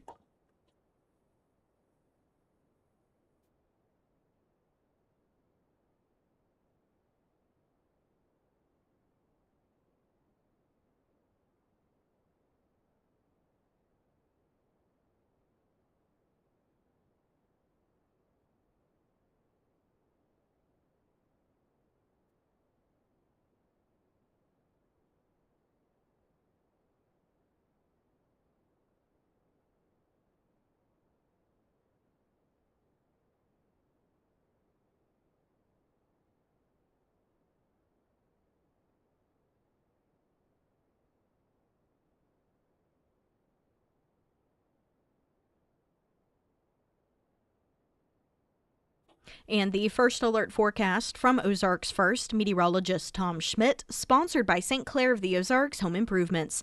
Today we'll see sunny skies with a high near 76. Tonight, mostly clear with a low around 57. For your Tuesday, mostly sunny with a high near 81. And taking a look at Wednesday, sunny with a high near 88.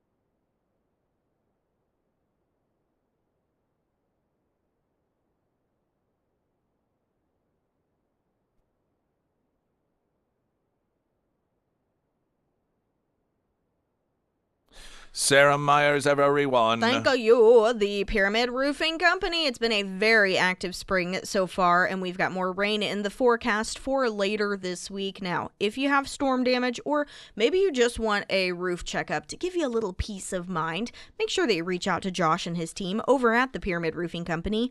Now, the last time I spoke to Josh, I believe he said they're currently about a week out on roof inspections. But if you do find yourself having an emergency, they will make sure to get you in for tarping services.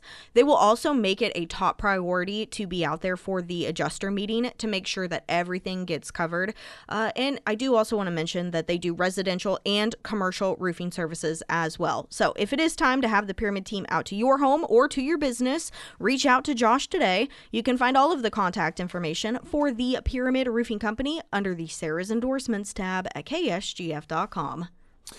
I got to play just a couple more bits of audio as these foreigners find themselves in complete awe of the United States. And much of it is because of the misinformation or disinformation that they have received about this country. You don't generally post.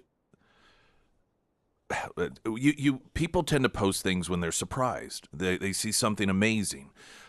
When something exceeds expectations, which is why we are seeing so many of these videos from foreigners regarding their visit to the United States and how friendly people are and how diverse the culture is and the foods are and the travel is. And part of what, although they've seen maps before, many people, particularly from Europe, have noted is just how huge the United States is. And one of the videos that has circulated is a girl who is actually on a plane, and she realizes 4 hours into the flight that she's not even covered half the United States. Wrap my head around how big the US is. I'm flying from New York to Austin now for over 4 hours, and I barely made it across half of the country. I don't know if it's just because I'm European. I'm wondering, like, the people from here, they realize how big the country is? This country is huge. A criticism oftentimes of Americans is that they're not nearly as well traveled, particularly as Europeans are. And in fact, where is it that so many Americans go to backpack? What is it? Backpack across Europe, because we have in our minds that they're so well traveled in Europe.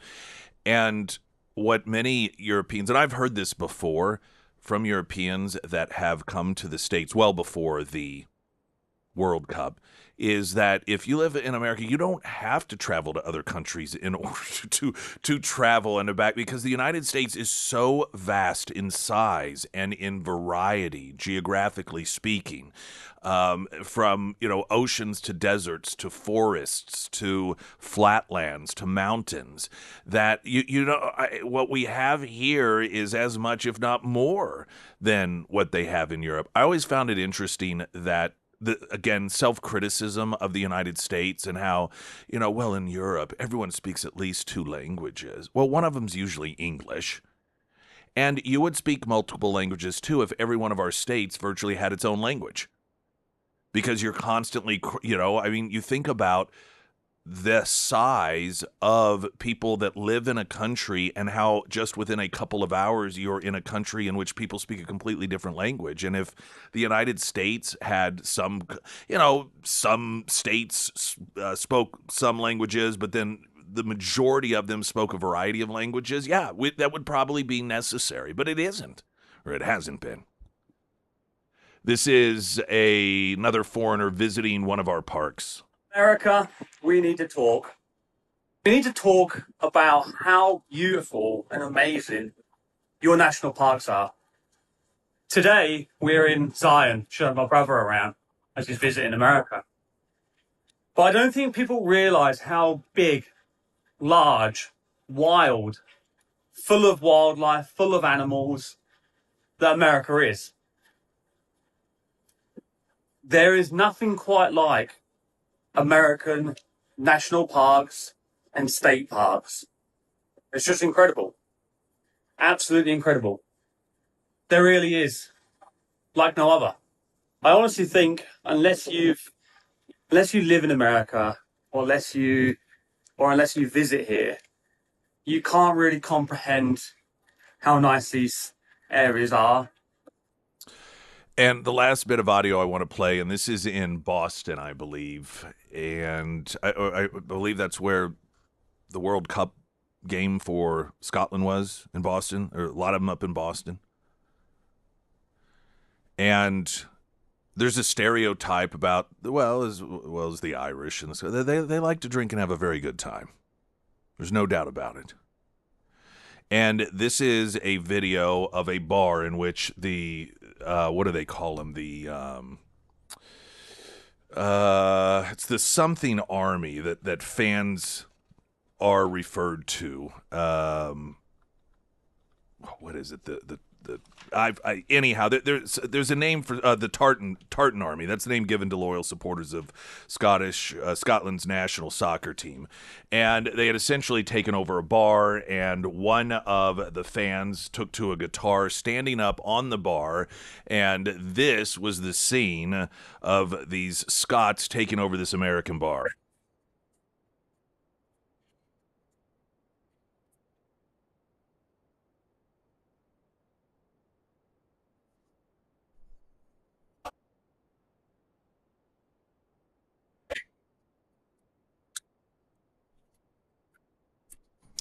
Isn't that nice?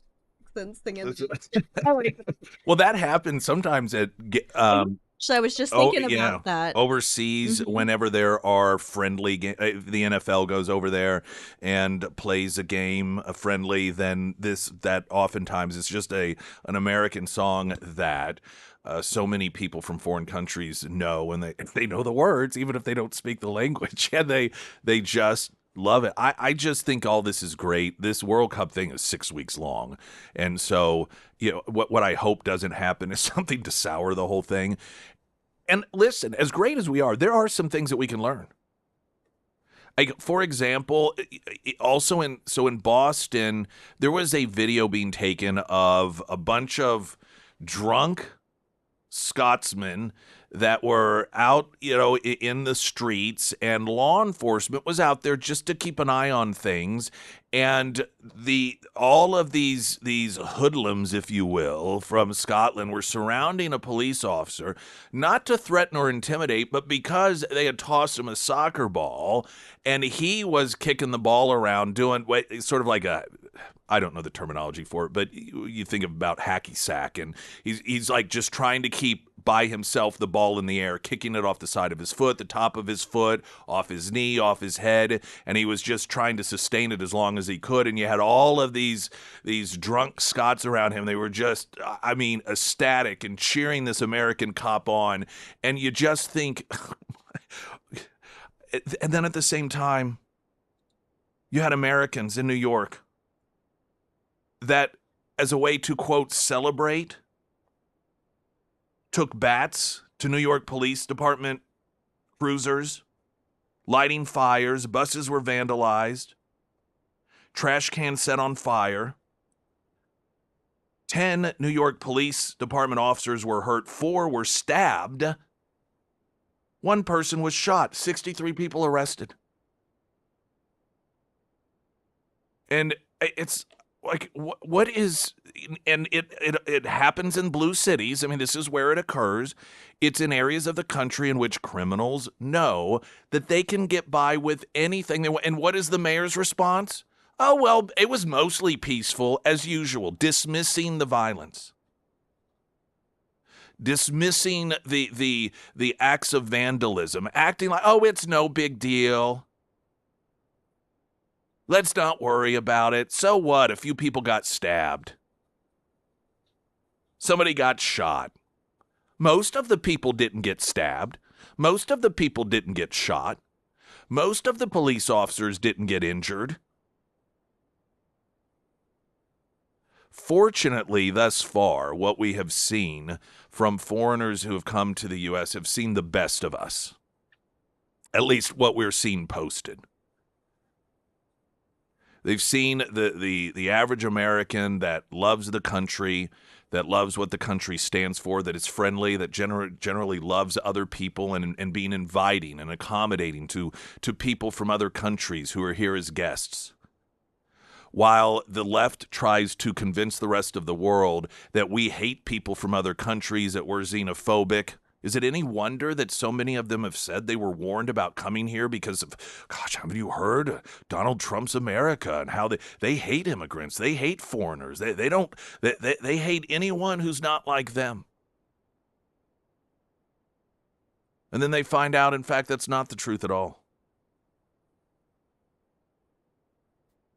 And hopefully these incidents, and it's just the juxtapositioning between other people from other countries.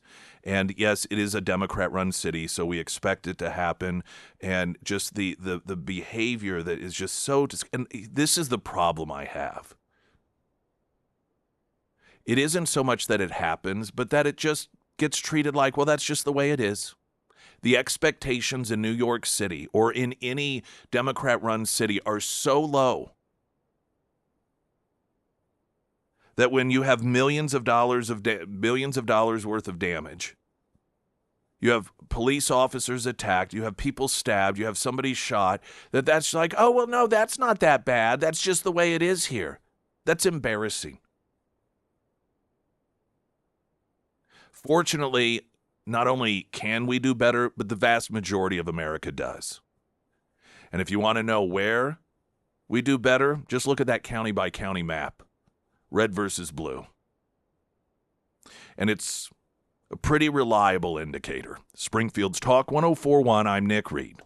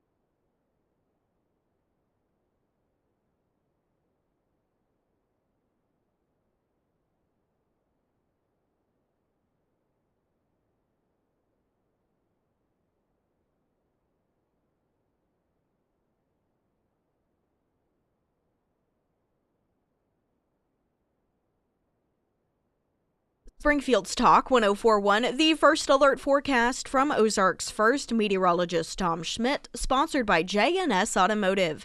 Today we'll see sunny skies with a high near 76. Tonight mostly clear with a low around 57. For your Tuesday, mostly sunny with a high near 81. And for Wednesday, sunny with a high near 88. Someone texted in on the Pyramid Roofing Company text line that talking significant portion of the show this morning about foreigners coming to the U.S. to watch World Cup, and they're just amazed at how awesome and amazing America is. Diversity of the landscape, diversity of people, diversity of food, diversity of options available.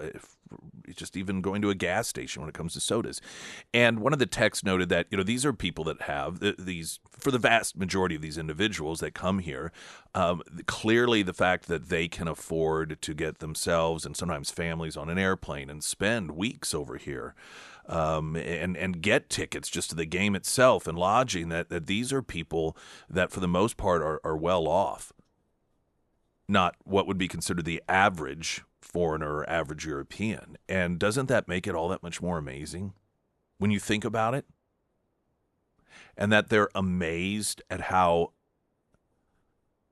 many things they're experiencing for the first time in the United States of America. We're not talking about lower class individuals who just don't have the means to travel around and to experience the things they want to. These are, and this is a great point, these are for the most part individuals that financially have the means to experience life's finer things oftentimes. Yet here, they're still amazed at what we have to offer in the United States, given the fact that they already live financially secure, and they aren't, for the most part, individuals that lack the economic ability to experience such things, and still coming here to the U.S. for the first time, all these things are experiencing they've never seen before in their entire lives. Can't believe how amazing it is. The California Democrat Party had made a posting on social media that said, quote, "You're not allowed to watch the World Cup if you ever voted against immigration." Now, of course, no one's ever voted, quote, against immigration, voted for legal immigration by way of making sure that illegals don't benefit and get to walk all over legals. This obviously, however, is just making some sort of swipe at our immigration laws. Now, here's just a grand question to put forth to the Democrat Party. Which of the countries that are participating in the World Cup would you like to see our immigration laws mirror?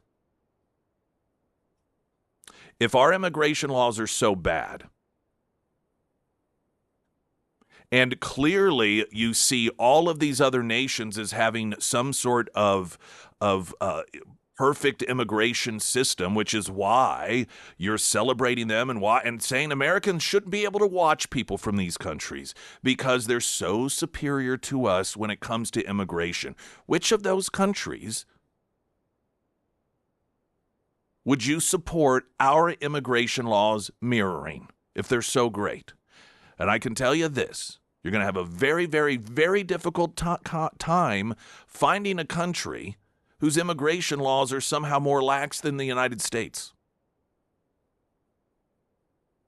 And so, unfortunately, a posting like this from one of the two major political parties in the state of California is either demonstrating that they are completely and totally ignorant, which is an embarrassment for the country, or they are preying off of people's lack of understanding about other countries, which is all the more perfect given that we are witnessing through social media people from other countries who have, because of that sort of messaging from the left, from the media, from the Democrat Party, are realizing as they actually get here, America's actually a pretty freaking awesome country. And the people aren't just a bunch of racist running around with red MAGA hats looking to round up any foreigners they find. Quite the opposite. They're friendly. Hospitality is premium. It's amazing how the truth, when people experience it, they oftentimes realize what they've been told is not anywhere close to that truth. I want to play some audio for you just because I think it's fantastic. You know, you watch these press conferences oftentimes, and the media will have someone there that tries to ask questions that have nothing whatsoever to do with the point of the press conference, which, okay, it happens. But they level it up by trying to make some sort of political point. Florida, Marion County, they have a sheriff there by the name of Billy Woods. And he was holding a press conference to announce the result of Operation Bad Habits, a 6-day undercover operation conducted in early June that resulted in 58 child predators being taken off the streets, the largest such sting in Marion County history. It's 56. Detectives posed online as children ranging from 7 to 15 years old, and sometimes as parents to lure sickos looking to meet kids for sex. Suspects showed up with drugs, cash offers as low as $150, condoms, multiple arrests, including human trafficking charges would come. Among those busted, a second-grade teacher, a youth football coach, fathers, a high school student, both legal and illegal immigrants. So he's holding this press conference announcing this bust, and then he has on a visual. He's got the mug shots of a lot of these horrific offenders up there. And he's taking questions, and one of the reporters decides to start asking him about a situation that involved the Florida Highway Patrol, which has nothing to do with the sheriff's office. And it was involved some shoot, evidently in Florida. This is a politically charged situation that occurred. It was some sort of shooting, and the family argues that it wasn't a justified shooting. Don't know the details of it, not the point. And so the sheriff is making this announcement, and he gets a reporter asking a question about this completely unrelated situation. And here's the question and then the response. For the Attorney General, Colonel Howard, to ask questions specifically about the wrongful arrest of Lindsay Isaacs in the county. I understand that your criminal attorney met with your office, Mr. Uppmeyer, just a couple days ago. How did that meeting go? And do you think that Lindsay Isaacs deserves an apology? And what's the status of those two FHP troopers that are All right, so you just pissed me off. Now, I'll let him decide if he's going to answer your question, but all this shit, you want to ask him about some other case? We're talking about children. Now, if you're getting that from one of your people that typically is behind the phones that y'all have, wants you to ask that question, tell them to have the gonads to come here and ask me that question. That is what you need to be focused on. To be fair, we did ask about that. It doesn't make a difference. I'm not here to talk about what FHP did. I'm here to talk about what they did, nothing else. Let's get that abundantly clear, because it happens. It happens to this poor man all the time. You want to go off on a tangent. This press conference is solely for those pieces of shit that are right there. Are we clear? Don't you just, yes. Yes, give him the what for. I mean, listen, I'm not, here's the thing. I don't necessarily enjoy when someone, quote, goes off for the sake of it, right? You know, you tend to see that sometimes. Okay, like the Cory Bookers or these Bookers, or, you know, some of these other Democrats. They're like, oh, that's so loud. Like, all right, okay. But when it's warranted, when you have a sheriff and you're talking about, I can't even begin to imagine how many child victims, because you're talking about 50-some perpetrators. You know, this wasn't the first time for all 58 or 56 of these individuals. You know that they countless times have victimized countless young children. And you're up there, and then you get some reporter that wants to ask a question about the attorney, something that has nothing whatsoever. I erroneously said I thought it was about a shooting, but it was about somebody getting arrested that shouldn't have been arrested. But it had nothing to do with this whatsoever. Wasn't even the sheriff's jurisdiction. And you just, like, what are you even doing? What is your job? Like, as a reporter, and to go through all that, to the effort, the time, and the work that particular sheriff's office did, and the real good that was done, and the fact that any of that was happening should be such a profound earthquake to the people of that county, that you had in one county that many people that were looking to buy children for sex, and all you can think about is, well, I'm going to ask this question about the attorney general in this arrest. Like, where is your head? What are your priorities? And I just love the way that sheriff, he was by, and yeah, I think he was wearing a cowboy hat. I could be wrong, but yeah. No, he was wearing a cowboy hat. Yeah, he was wearing a cowboy hat. I was thinking, because I watched the press conference, but I thought, did my mind just fill that in, because that would have made it all that more awesome? But no, he was wearing a cowboy hat too, which just kind of reminded me of Sheriff David Clark, who was Milwaukee County Sheriff that was really making the rounds for a while. He was a Democrat, but he ran as a Democrat because it was in Milwaukee County. And it was Milwaukee, black guy, cowboy hat. He was cowboy. And I mean, he just did not put up with the crap. And so it just, like I was talking about J.D. Vance earlier, that stuff resonates because it's normal person reaction, and it's just normal behavior for a person in his position to react that way when an abnormal person asks a politically charged question for the sake of politically charging things, as opposed to what's really important.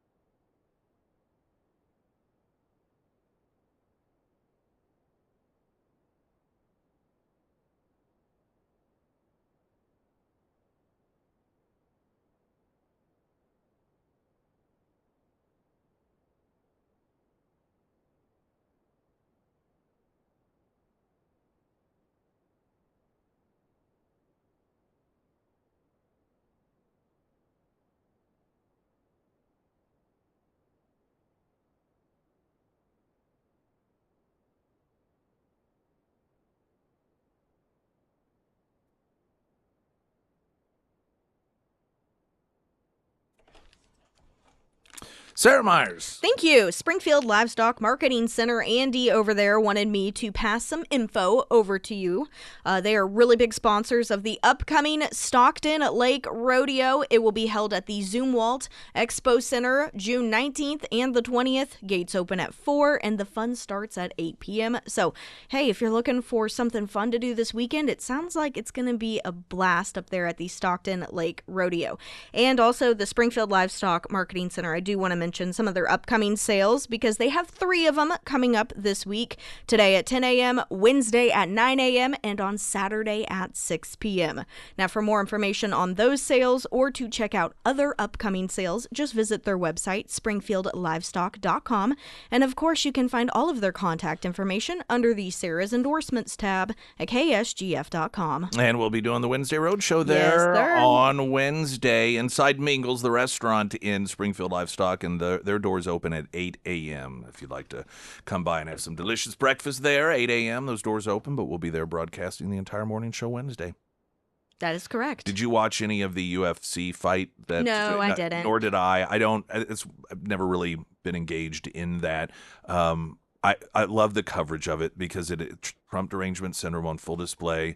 I saw an entire article surrounding the fact that, okay, so, you know, the big event, and there were things going on before the fight. I saw pictures of the motorcycle stunts, yes. like doing. I mean, that looks pretty cool. Yeah, I mean, it's like, ugh. And here's what's crazy, as we've talked about, all of the things that these foreigners coming to the States are amazed by and think is totally awesome. That would be one of them. Oh, yeah, 100%. Yeah, but everything that happened yes, over the yes, weekend. screams America. The Eagles flying over, the military flyover, everything. Which we've long been told is such a turnoff and is why other countries can't stand us, because we're always showboating and being cowboyish and shoving patriotism in their face. And one of the things that these foreigners here for the World Cup keep posting about is how they love that.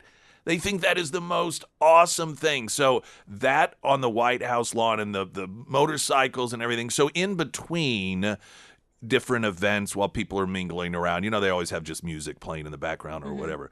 Well, one of the songs in the mix was a Puff Daddy song, a P. Diddy song, and an entire article about Donald Trump promoting a disgraced singer-songwriter.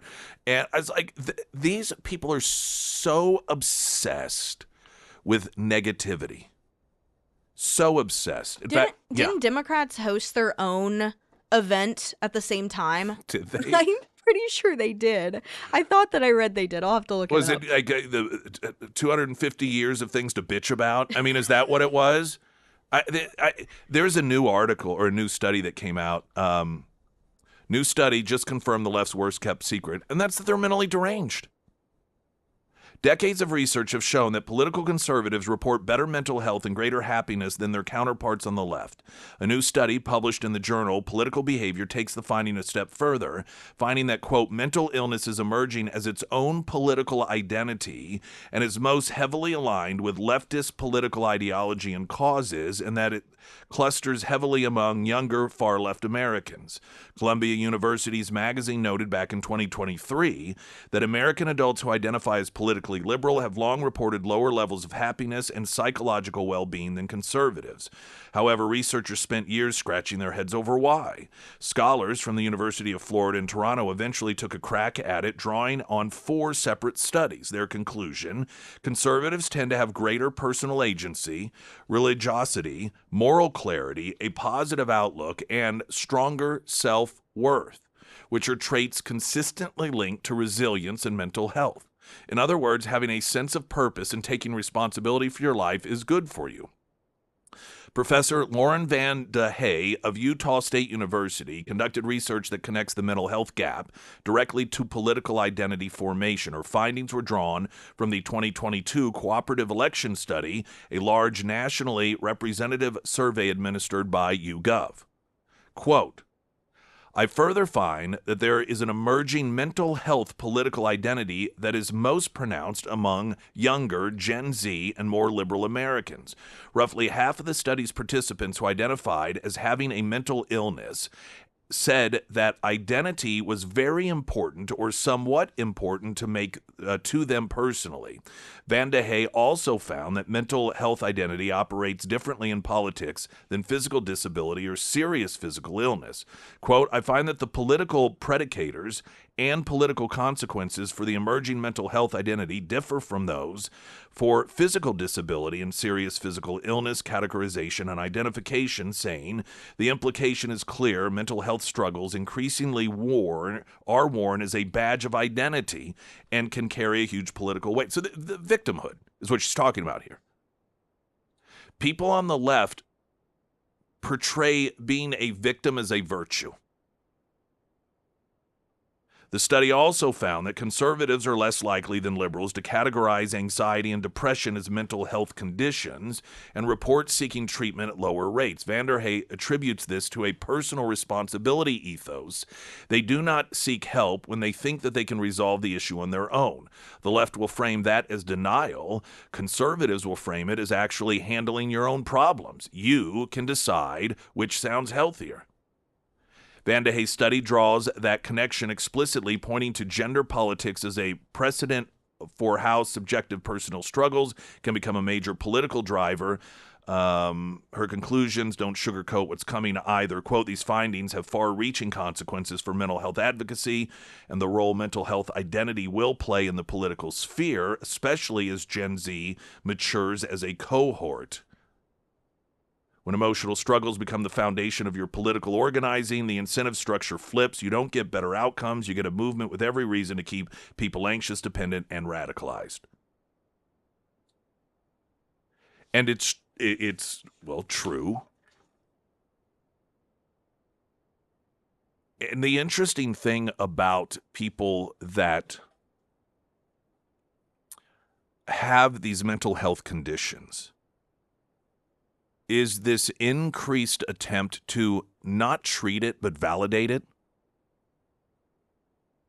You'll get politically driven individuals into this industry, the mental health industry, and when someone,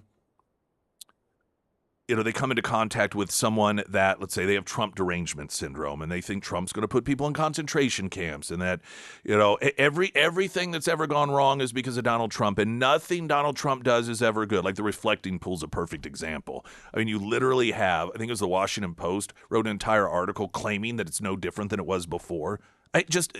These are deranged, delusional perspectives. When the left infiltrates the mental health profession, however, instead of fixing those people and getting them grounded in reality, they validate them by not fixing them, but instead helping them navigate through this awful world, as if those things are reasonable beliefs. So it isn't to ground a person in reality so that they don't so they no longer believe Donald Trump's going to put trans people in concentration camps, but instead help them get through that. Help them navigate themselves through a world in which that is a reality. And you can see they constantly lead with their mental health issues. And that is unfortunately the only thing many of them find as an identifier that gives them any sort of self. But it's not healthy. That's for sure. Okay, now. Oh, and to this point, Newsweek had an entire story about the ring girls for UFC and how their outfits were a violation of U.S. flag code conduct. That's what they took away from it, because they had, all sequins and red, white, and blue, and how that could be perceived as trying to mimic the flag, which according to the conduct code, you're not supposed to do. And suddenly left-wing outlet has this huge concern about flag etiquette. Newsweek is the same publication that just a couple years ago took the flip of a perspective, arguing the virtues of burning the American flag. But again, Trump derangement syndrome.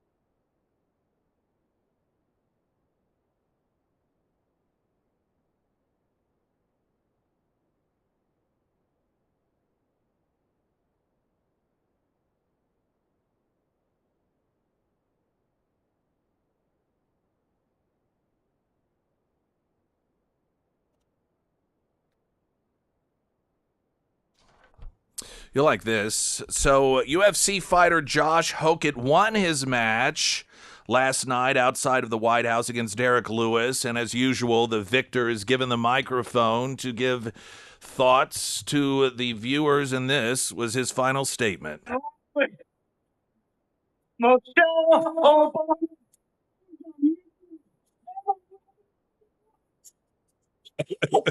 crowd roars. Think of all the things. I wonder if that just came to him, or if he's like, man, if I win this thing, that's what I'm gonna. Oh, it's so funny too because Barack Obama is being mocked because he was doing some sort of promotional thing for his the library, and he talked about how his wife was smoking hot, and so at the same time to have this going on is pretty humorous. There was a lefty one, Yes, yeah. but it wasn't we got crazy. Like 10 seconds. Okay, it was called "Rise Up, Sing Out," a concert for the First Amendment. Bette Midler, Jane Fonda, the typical lefties. I'm sure it was extremely uplifting and patriotic. Glenn Beck's next. I'm Nick Reed.